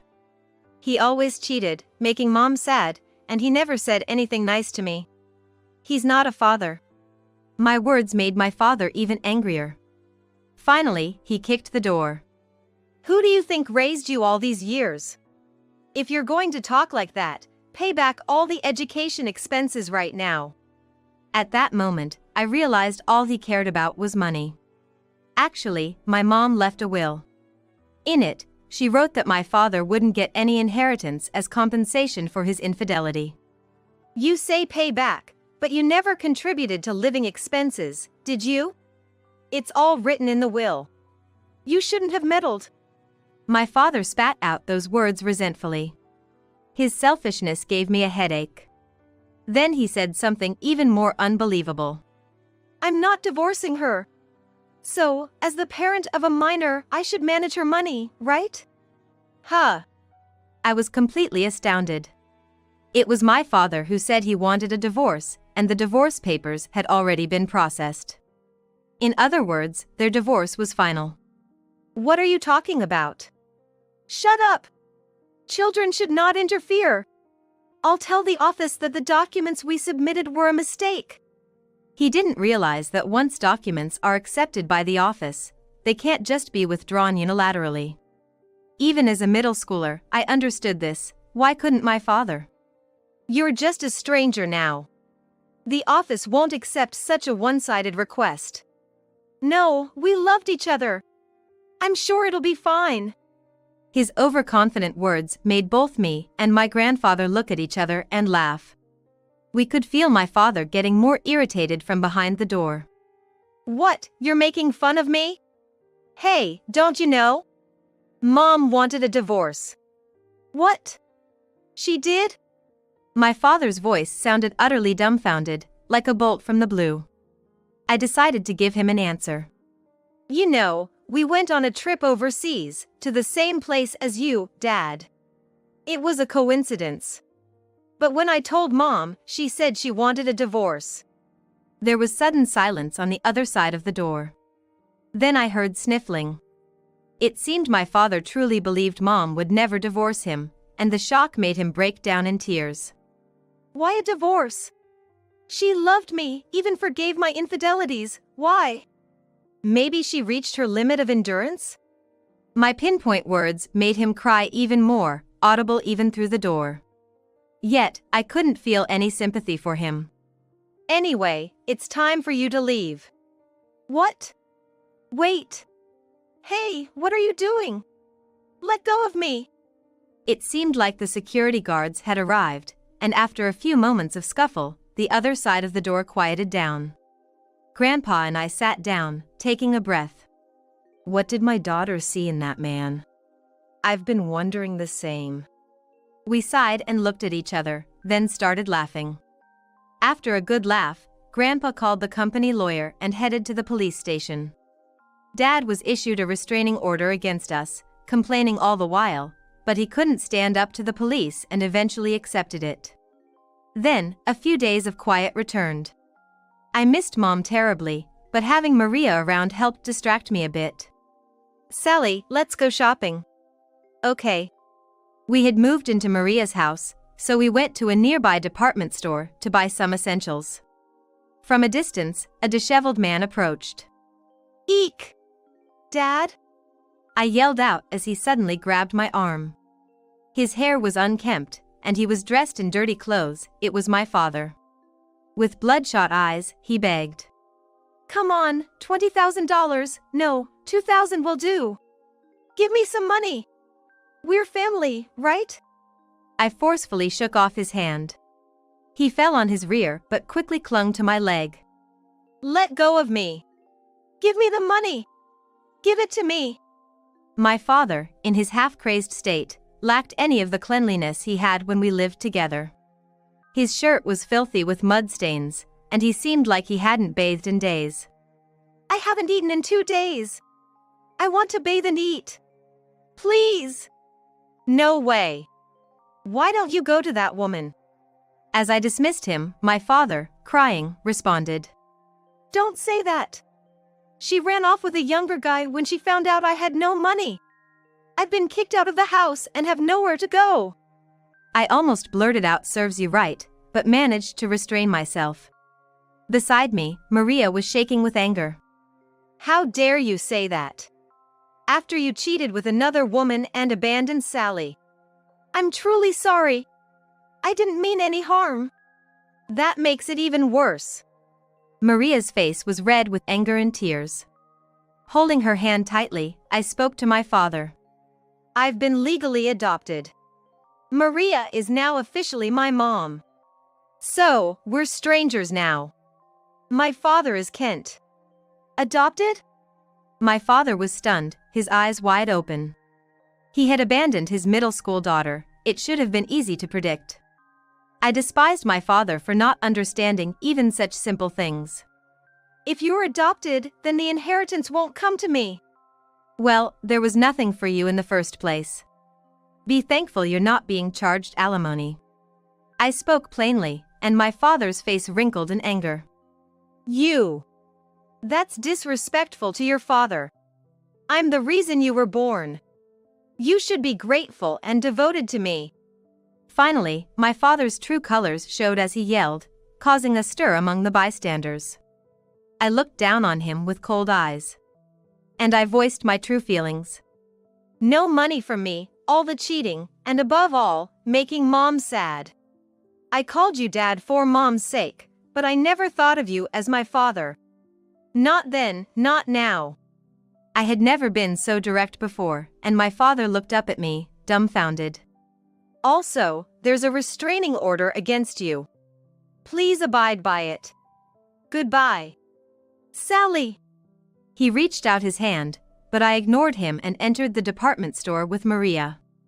My father was apprehended by security as he followed. Maria and I finally relaxed as we watched.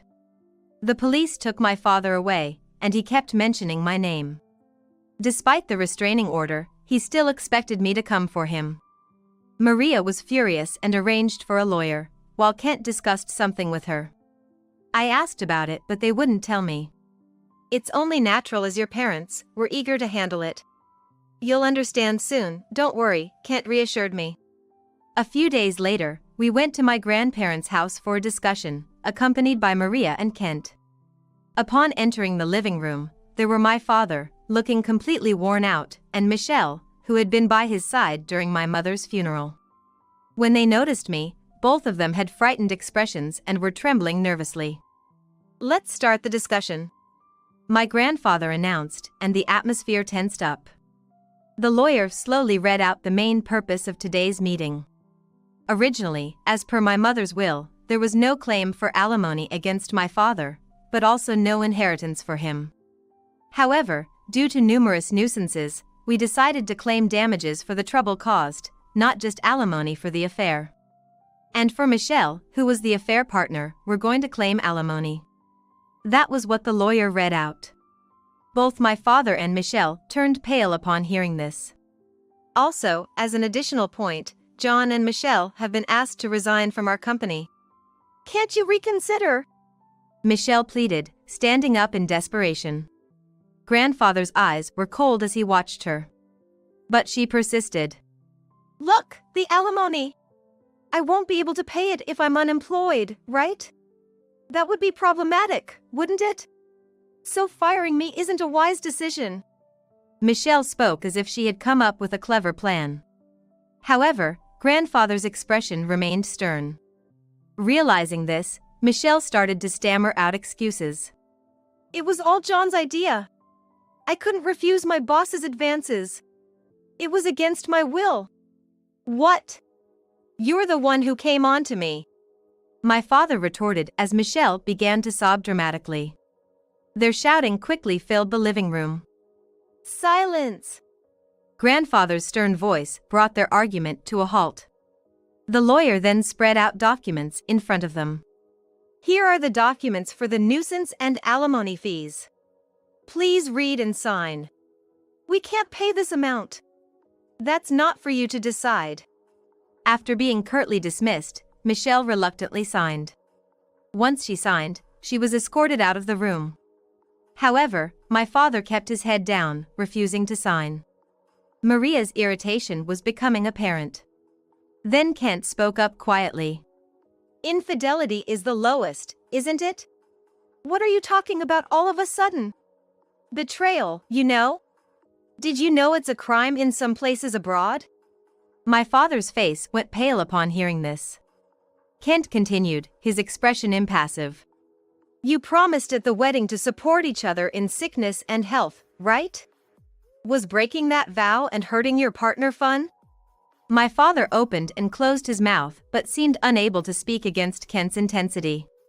The woman you married was the sister of the woman I loved, the mother of my precious daughter, and my cherished childhood friend. Well. Kent looked straight at my father with a smile and then slowly delivered his final words. I will never forgive you. Throughout, Kent didn't raise his voice but spoke gently, as if guiding my father. It seemed to affect my father more than any shouting would have. With a pale face, my father just stared at Kent, frozen. Kent gently put a pen in my father's hand. You can sign now, right? Yes. My father seemed smaller than ever, even more so than when Mom was alive. After signing, my father left without looking at us, staggering out of the room. Later, I heard that he had taken out a loan to pay the nuisance fee. Kent is managing that money. It seems my father borrowed from a very dangerous place and soon disappeared without a trace. He might even be working on some fishing boat somewhere. As harsh as it may seem, I feel no sympathy for him. He brought it upon himself. In fact, I find myself hoping that the company he owes money to squeezes even more out of him. As for Michelle, after paying alimony for being involved with a married man and being forced to resign, her parents found out and she was sent back to the countryside. There, she was married off to a man 30 years her senior in the village and now leads a busy life with no rest, taking care of her mother-in-law and doing farm work. Apparently, that family had been looking for a young wife to take care of their elderly for some time. I heard that Michelle's parents harshly scolded her when she complained about wanting to escape. Maria and Kent, as my parents, shower me with love every day. They treat me like their real daughter, sometimes strictly scolding me. On the monthly anniversary of my mother's death, we visit her grave, eat her favorite foods, visit places she loved, and spend time remembering her. Watching the love between Maria and Kent makes me hope to have such a wonderful marriage when I grow up. My relationship with my grandparents is also great. Lately, they're considering building a vacation home for my overseas studies, which I'm desperately trying to dissuade them from. I do want to study abroad, but I'm just a first-year middle school student. Right now, I want to enjoy time with my friends in Japan, which I've told my grandparents. Though they are nearly 80, they're still very energetic, traveling often.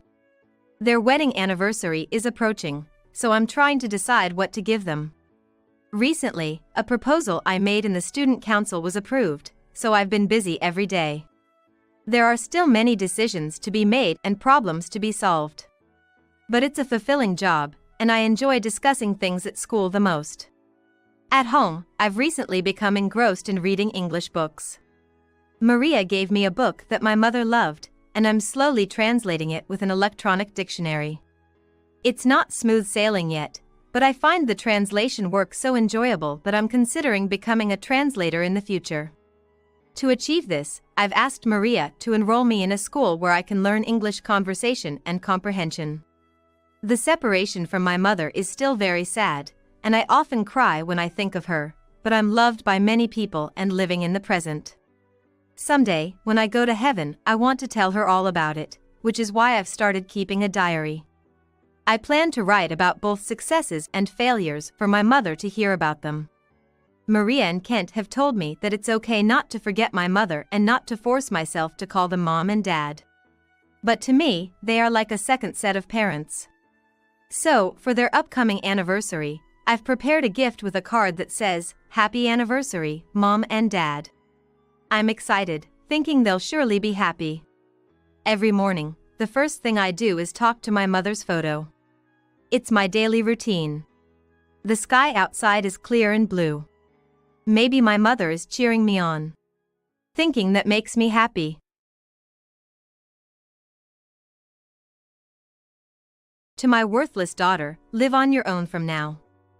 Is this a joke? What does this mean? Returning from school, Jessica found her house completely empty, with only a note left behind. Are you trying to tell me that I am no longer needed? Ever since I was young, my parents only doted on my beautiful older sister, but I never imagined they would abandon me like this. Struggling to hold back my tears, I headed to my grandmother's place. I wish I had never been born. Don't say such things. They made the foolish choice to abandon you. They will regret it. My grandmother accepted me, and from then on, we lived together until I became an adult. Hey! We're here to pick you up. In the evening, when I expected just a regular visitor, it turned out to be my parents who had abandoned me. I was infuriated, but for some reason, Grandma let them into the house. What do you mean? As I was thinking this, my parents started to say something outrageous. My name is Jessica and I am an IT engineer currently living with my grandmother. I enjoy living with my grandmother every day and my work is going well. Although I have nothing to complain about, a turning point in my life came about 5 years ago. Before that, however, he had led a life that was not a happy one. Mom, I want a new game for my birthday. Huh? Why would I buy you a game? Know your place. What? Why? But what about sis? You bought her a video game for her last birthday, why can't I have it? You should look at yourself in the mirror before saying such things. You're not cute like her and have no future prospects. I don't want to waste money on you. I was still very young, and these words from my mother were just hurtful to me, as if she was simply telling me that I was not pretty enough, but now I know how much of a disqualified mother I am. But not only my mother, but also my father had the same idea, so my sister was the only one in the family who would take my side. I'll lend you my game, and let's go buy a new cartridge together. I'll help with the money, too. But why do Mom and Dad only say mean things to me? I haven't done anything wrong. I always try to be good. Right. I don't like what our parents are doing either, but I'll always stand by you. As I grew up, I began to question my parents' treatment of me and wondered why I was the only one who had to do this. My sister is doted on, so why don't they give me any love at all? Grandma lived nearby, and as soon as I realized I wasn't getting love from my parents, I frequently visited her. Grandma lived nearby, and once I realized I wasn't receiving love from my parents, I started visiting her frequently. I'm back again, Grandma. Me too. I thought you two might come today, so I prepared some treats. Wow. Grandma, you're like a mind reader. My grandmother lost my grandfather several years ago and now lives alone. I know she must be lonely living alone, but she was really happy when my sister and I went to visit her, and my sisters and I had the most fun when we played at our grandmother's house. And unlike my parents, my grandmother never separated me from my sister and I. It was the only space where I could feel at home and not close my heart to her. How happy I would have been if they had been as kind to me as my grandmother was. Many times I thought that and actually talked to her about it. Have your father and mother's attitudes changed? Yes, it's okay now. Thank you, Grandma. When I talked to my grandmother, she probably talked to my parents. That night, I was scolded by my parents. Don't talk about your family outside. I remember being scolded so and made to reflect on it all night as punishment. It was a traumatic experience, and since that time I have come to understand that a person's character is something that never changes. I want to live with my grandmother, not with my parents. How happy I would be if I could live with my grandmother. I think that was all I could think about at the time. Then one day. Hey, I'm going on a trip for 2 nights and 3 days. You stay here alone and look after the house. What? You're not taking me with you? Why waste money taking you? It's useless spending on someone like you who has no prospects. I don't really want to travel with my parents. Even if I went with them, they would leave me alone and I wouldn't have any fun. I knew that very well, and it wasn't that I wanted them to take me there because I wanted to have fun. But if they leave me alone, how will I live with myself for 3 days? I was only 10 years old at the time, and I couldn't cook. I've never even done housework. It's just too insane to leave my 10-year-old child behind when we go on an overnight trip. They have no responsibility as parents and it's over. But even as a 10-year-old, I knew that it was futile to ask for parental responsibility and common sense from someone who would make a distinction between sisters and change 180 degrees in the way they love kids. Grandma. I've come again. Sorry for always coming here. Welcome. Are you alone today? And you have a lot of luggage. My dad and mom, they took my sister with them on a trip and I have to stay home by myself. But I can't cook dinner or do anything. Can I stay at my grandma's house? When I said this, my grandmother opened her mouth wide in surprise. It's no wonder. Where are the parents who leave their 10-year-olds to go on vacation? Maybe if I call the police or the child support center, my parents will end up like this, but then what will happen to my sister? I didn't want my parents to be in trouble, I just wanted to be happy. That's why I didn't want any more big problems to happen because of me, and I think my grandmother probably scooped up my feelings about that. If you ever have a hard time, you can always come to Grandma, I'll always be there for you. Thank you, Grandma, but I'm just fine with you being here, Grandma. For the next 2 nights and 3 days I was able to forget about my parents and have a good time. When I wake up in the morning, breakfast is prepared and someone is there to eat it with me. Usually, I would have to eat it alone because there would be a pastry or a lunchbox from the grocery store on the table. When I finished eating, there is a grandmother who does the housework with me and goes to the park with me. That alone made me really happy. I have someone who cares about me. When I went to visit my grandma at her house, I got the same feeling, but by staying there for 2 days, that feeling turned into something bigger. I'm home. Huh? I thought you ran away from home because you got sick of it, but you came back. You didn't have to come back. Hey, Dad and Mom, that's really terrible. I feel sorry for her. You don't have to worry about such a badly made little sister. You are a promising girl and you should worry about her. I left and they didn't worry about me at all. When I returned home, my parents had already gone home. My parents had told me to stay home, so I thought they would be angry at me for leaving the house without permission, but the reply from my parents was appalling. I had already lost all feelings for my parents. I would grow up fast and leave this house soon. After I left home, I would insulate myself and live on my own. That's what I had come to think. However, one day when I turned 15 years old, that day came unexpectedly. When I came home from school, I found the house empty, with only a letter left behind. To my daughter, who is a failure, from now on she can live on her own. No. What in the world is going on? I don't think it was a letter left behind. There was only one line, you're a failure, and from now on, you'll have to live on your own. I don't understand what this means, I don't understand it at all. Where have my parents and sister gone and what are their plans? Are they just going on a long trip, or have they really abandoned me? Many speculations crossed my mind, but there was only one answer that made sense. She took my sister and abandoned me. That was all I could think of. How could they do this? Without saying anything to me, this is impossible. If it's a trip, there is no need to move the furniture in the house. The fact that it is all gone means that I have moved. I knew from a young age that they didn't need me, but now that I was all alone, I felt like I had a huge hole in my heart.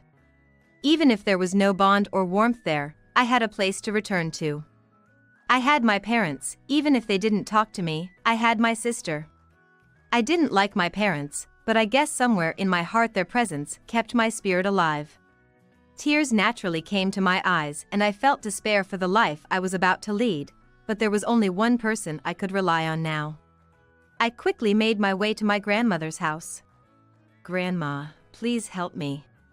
What happened? Come inside first. Grandma said that, letting me into the house, soothing me as I was on the verge of tears. It's like my mom and dad moved away with my sister. They didn't say anything to me. This is the only thing left behind. What am I supposed to do? I said this and handed my grandmother the letter my parents had left for me. The moment she saw it, she crumpled up the letter and hugged me tightly. The warmth of my grandmother's body seemed to seep into mine, and I cried aloud. Grandma, why? I wish I had never been born. It's okay, it's okay. Forget about those heartless people. You are my treasure, a person with more worth living than them. So don't lose yourself. My grandmother comforted me, and I managed to find a place of comfort. Then I went to live with my grandmother, and my second life began. Sorry I'm late, Grandma. It can't be helped, you're busy. Let's take a break, shall we? Dinner is ready? Yes. In the beginning, I think I lost my smile for a while because the fact that my parents would abandon me was weighing on my mind. But my grandmother continued to be kind to me, and gradually I was able to regain hope for my life. It was truly terrifying to think what would have happened to me if my grandmother had not been there, and I felt from the bottom of my heart that I could never be thankful enough for that. And there is one more thing I have to thank my grandmother for. I just solved the last error and published it online. I made a pretty decent brain training app. You should try it, Grandma. My grandmother, who knew I had been good in science and math since high school, saw my talent and introduced me to one acquaintance. It was a junior employee of the company where my grandmother used to work, who is now an engineer. He was good friends with my grandmother, and they still have tea together once a month. I learned programming from him and became immersed in his world. It's very well done. Amazing. Right. It took over 3 months. I worked really hard. With this, you might start an IT company and become wealthy. You think logically and can plan ahead. It's just an app made by a beginner, though. You may think so, but my eyes, having lived 3 times longer than you, see your success. I really enjoyed my new life with my grandmother, and I got hooked on programming, which I started learning on the first computer I touched. I had never even been given such an environment before, so I was open to how much fun there was in the world. It turned from a hobby into a skill, and by the time I graduated from high school, I had grown as a programmer to the point that I had created and released several web applications. I decided to live as a programmer and did not go to college. If I wanted to live as an engineer, I could have gone to a college with an engineering department, but I had some knowledge and I decided to get a job. That job was with a company owned by a friend of my grandmother's who taught me programming, and after working there for 2 years, I went out on my own. I'll work hard. Thank you so much. I won't let you down, Grandma. I believe you can do it. I'm rooting for you. My grandmother provided all the funds for my independence, and I worked hard to the death to get the company off the ground. As a result, the system I created was adopted by a major company, and the company grew rapidly. After that, I began to think about management not as an engineer but as the president of the company, and with the help of my grandmother, I was able to quickly grow the company into one of the most famous in the industry. One day in such a life. I worked until late that night, and when I came home, I saw 2 shoes of a strange man and woman at the entrance. I wondered if they had a visitor. Thinking so, I went to the living room, and to my surprise, there they were sitting, the hateful people I did not want to remember. Oh my! It's been a while, hasn't it? I saw you on TV the other day. You were there, weren't you, like a commentator, a young CEO everyone's talking about? I was surprised to find out you were running a company. There they were, my parents, who had abandoned me 5 years ago and were gone. Both of my parents were smiling, but my grandmother was looking at them with a glare. No wonder, what do they want after 5 years? It's as if they were people in a hurry to get back to the dump when they realized there were valuables in the trash they had thrown away. What do you want now? What business do you have with the people you threw away? Actually, we're in a bit of a financial bind. We tried to get your sister into a talent agency, but we were scammed. Your sister has closed off her heart, and we're left with debts. Could you possibly help us? You abandoned me, and now you come to me for help when things go bad for you. I won't let you say that you have forgotten what you did to me 5 years ago. What I have been through since you people abandoned me, how much my heart has been broken. No, it did not start 5 years ago. From the time I was a little girl, you abused me as a failure and never gave me any parental love. If they thought what they did was forgivable, they were wrong. Can you stop belittling people? You're talking as if I'm some kind of tool for your convenience. No, it's not like that. You were close to Grandma, so we thought it'd be better for you. You think saying that excuse is abandoning me? How dare you ask for such shameless favors after neglecting your responsibilities as parents? I emotionally yelled at him to let out all the resentment I had been building up. You show up at my door and ask me to help you with money? I wish you'd stop belittling people. I don't have a dime to give you people, and if I had that kind of money to spare, I'd rather spend it on my grandmother. But why, Grandma? Why did you let these two in? I wanted them to understand what they did. Abandoning one daughter and using the other as a tool, unfit as parents, deserving hatred. I wanted them to feel that firsthand. I see. My grandmother hated my parents as much as I did, so I wondered why she invited these two people into her house, but that's what she meant. Certainly, considering their first words when I walked in, I don't think they felt any guilt towards me at all. It's a bit brazen, but I guess that's the way they are. That's why they wanted me to realize what kind of situation they were in. But perhaps it had that effect, because the leeway that they had just shown was gone, and their expressions were beginning to cloud over. We might have made you feel lonely, but we came back for you in the end. And we raised you until you were 15. You can't say we owe you nothing? Enough with the patronizing talk. What have you ever done for me? You stole my childhood, and yet. I'm sorry, but whatever you two say, I'm not going to reach out to you. Why don't you just make sure you suffer until the very end? I've suffered from you too as well, and it's all your own fault. That's right, so leave now. If you come near this house again, I won't stay quiet. Wait, we're really in trouble. We can't even afford to live properly. Yes, that's right. Your sister is suffering too. You used to love your sister, didn't you? If my sister is suffering, I'll help her, but not you two. The two of them made excuses to the end and seemed to be trying to get me to help them somehow, but I think they realized that my grandmother and I were serious. They didn't say anything more and kept quiet. However, my grandmother kicked them out and they were reluctant to leave, and I finally felt better. That was a surprise, seeing Mom and Dad here. I was surprised too, but with their history, I knew they'd come about money. I never expected them to be so shameless. You are so right. I am not their tool and I don't care if they want me to help them now. In fact, I'm even refreshed to know that I'm suffering.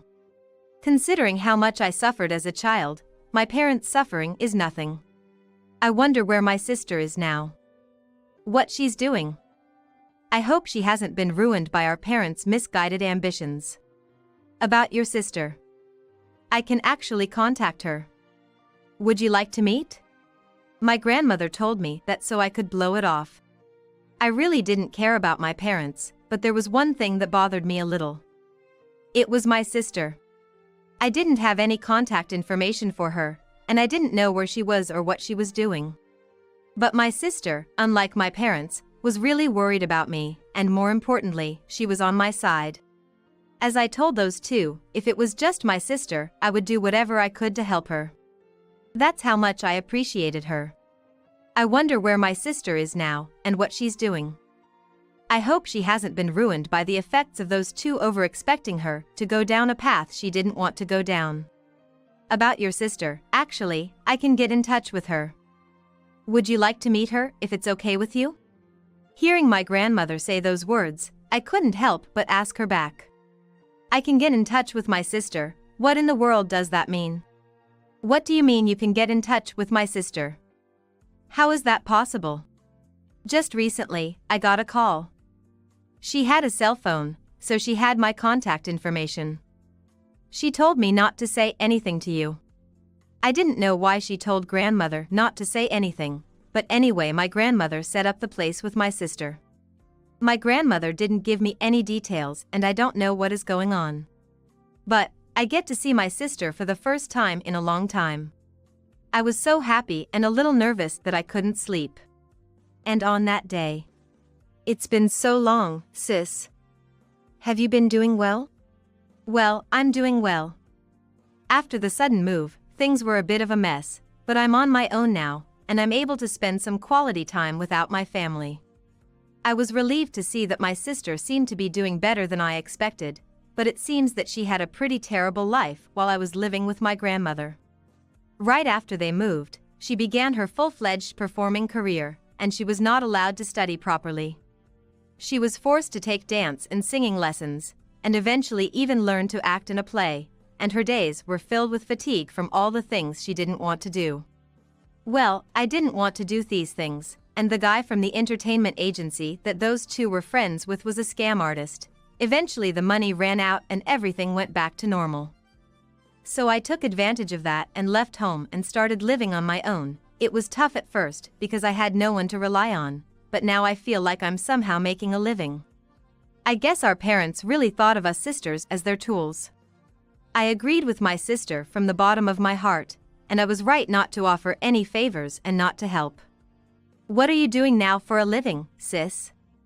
I'm working part-time to make ends meet, and I'm thinking of going to college. I need to get a job to survive in the future. I don't know what I want to do, so I haven't decided on anything yet. Why don't you try working at my company? If you're interested, I think I can train you from scratch to become an engineer. My sister was always on my side when I was little, and I was saved by her. That is why I wanted to do whatever I could do for her now. That was how I felt. I had made up my mind that even if she refused, I would support her in a different way. She gladly accepted my proposal. She then went to work for my company, and in less than a year, she had grown into a fine engineer. She is still contributing to my company as a major asset. Family is not something that can be explained only by blood ties. I don't consider my parents family, and I have no intention whatsoever of helping them, no matter how dire their situation may be. That is because of what my parents have done to us, and family ties do not exist there. A family is someone to whom you would give your all and still be willing to do something for that person. I will always cherish my two family members, my grandmother and my sister, and I will always live on.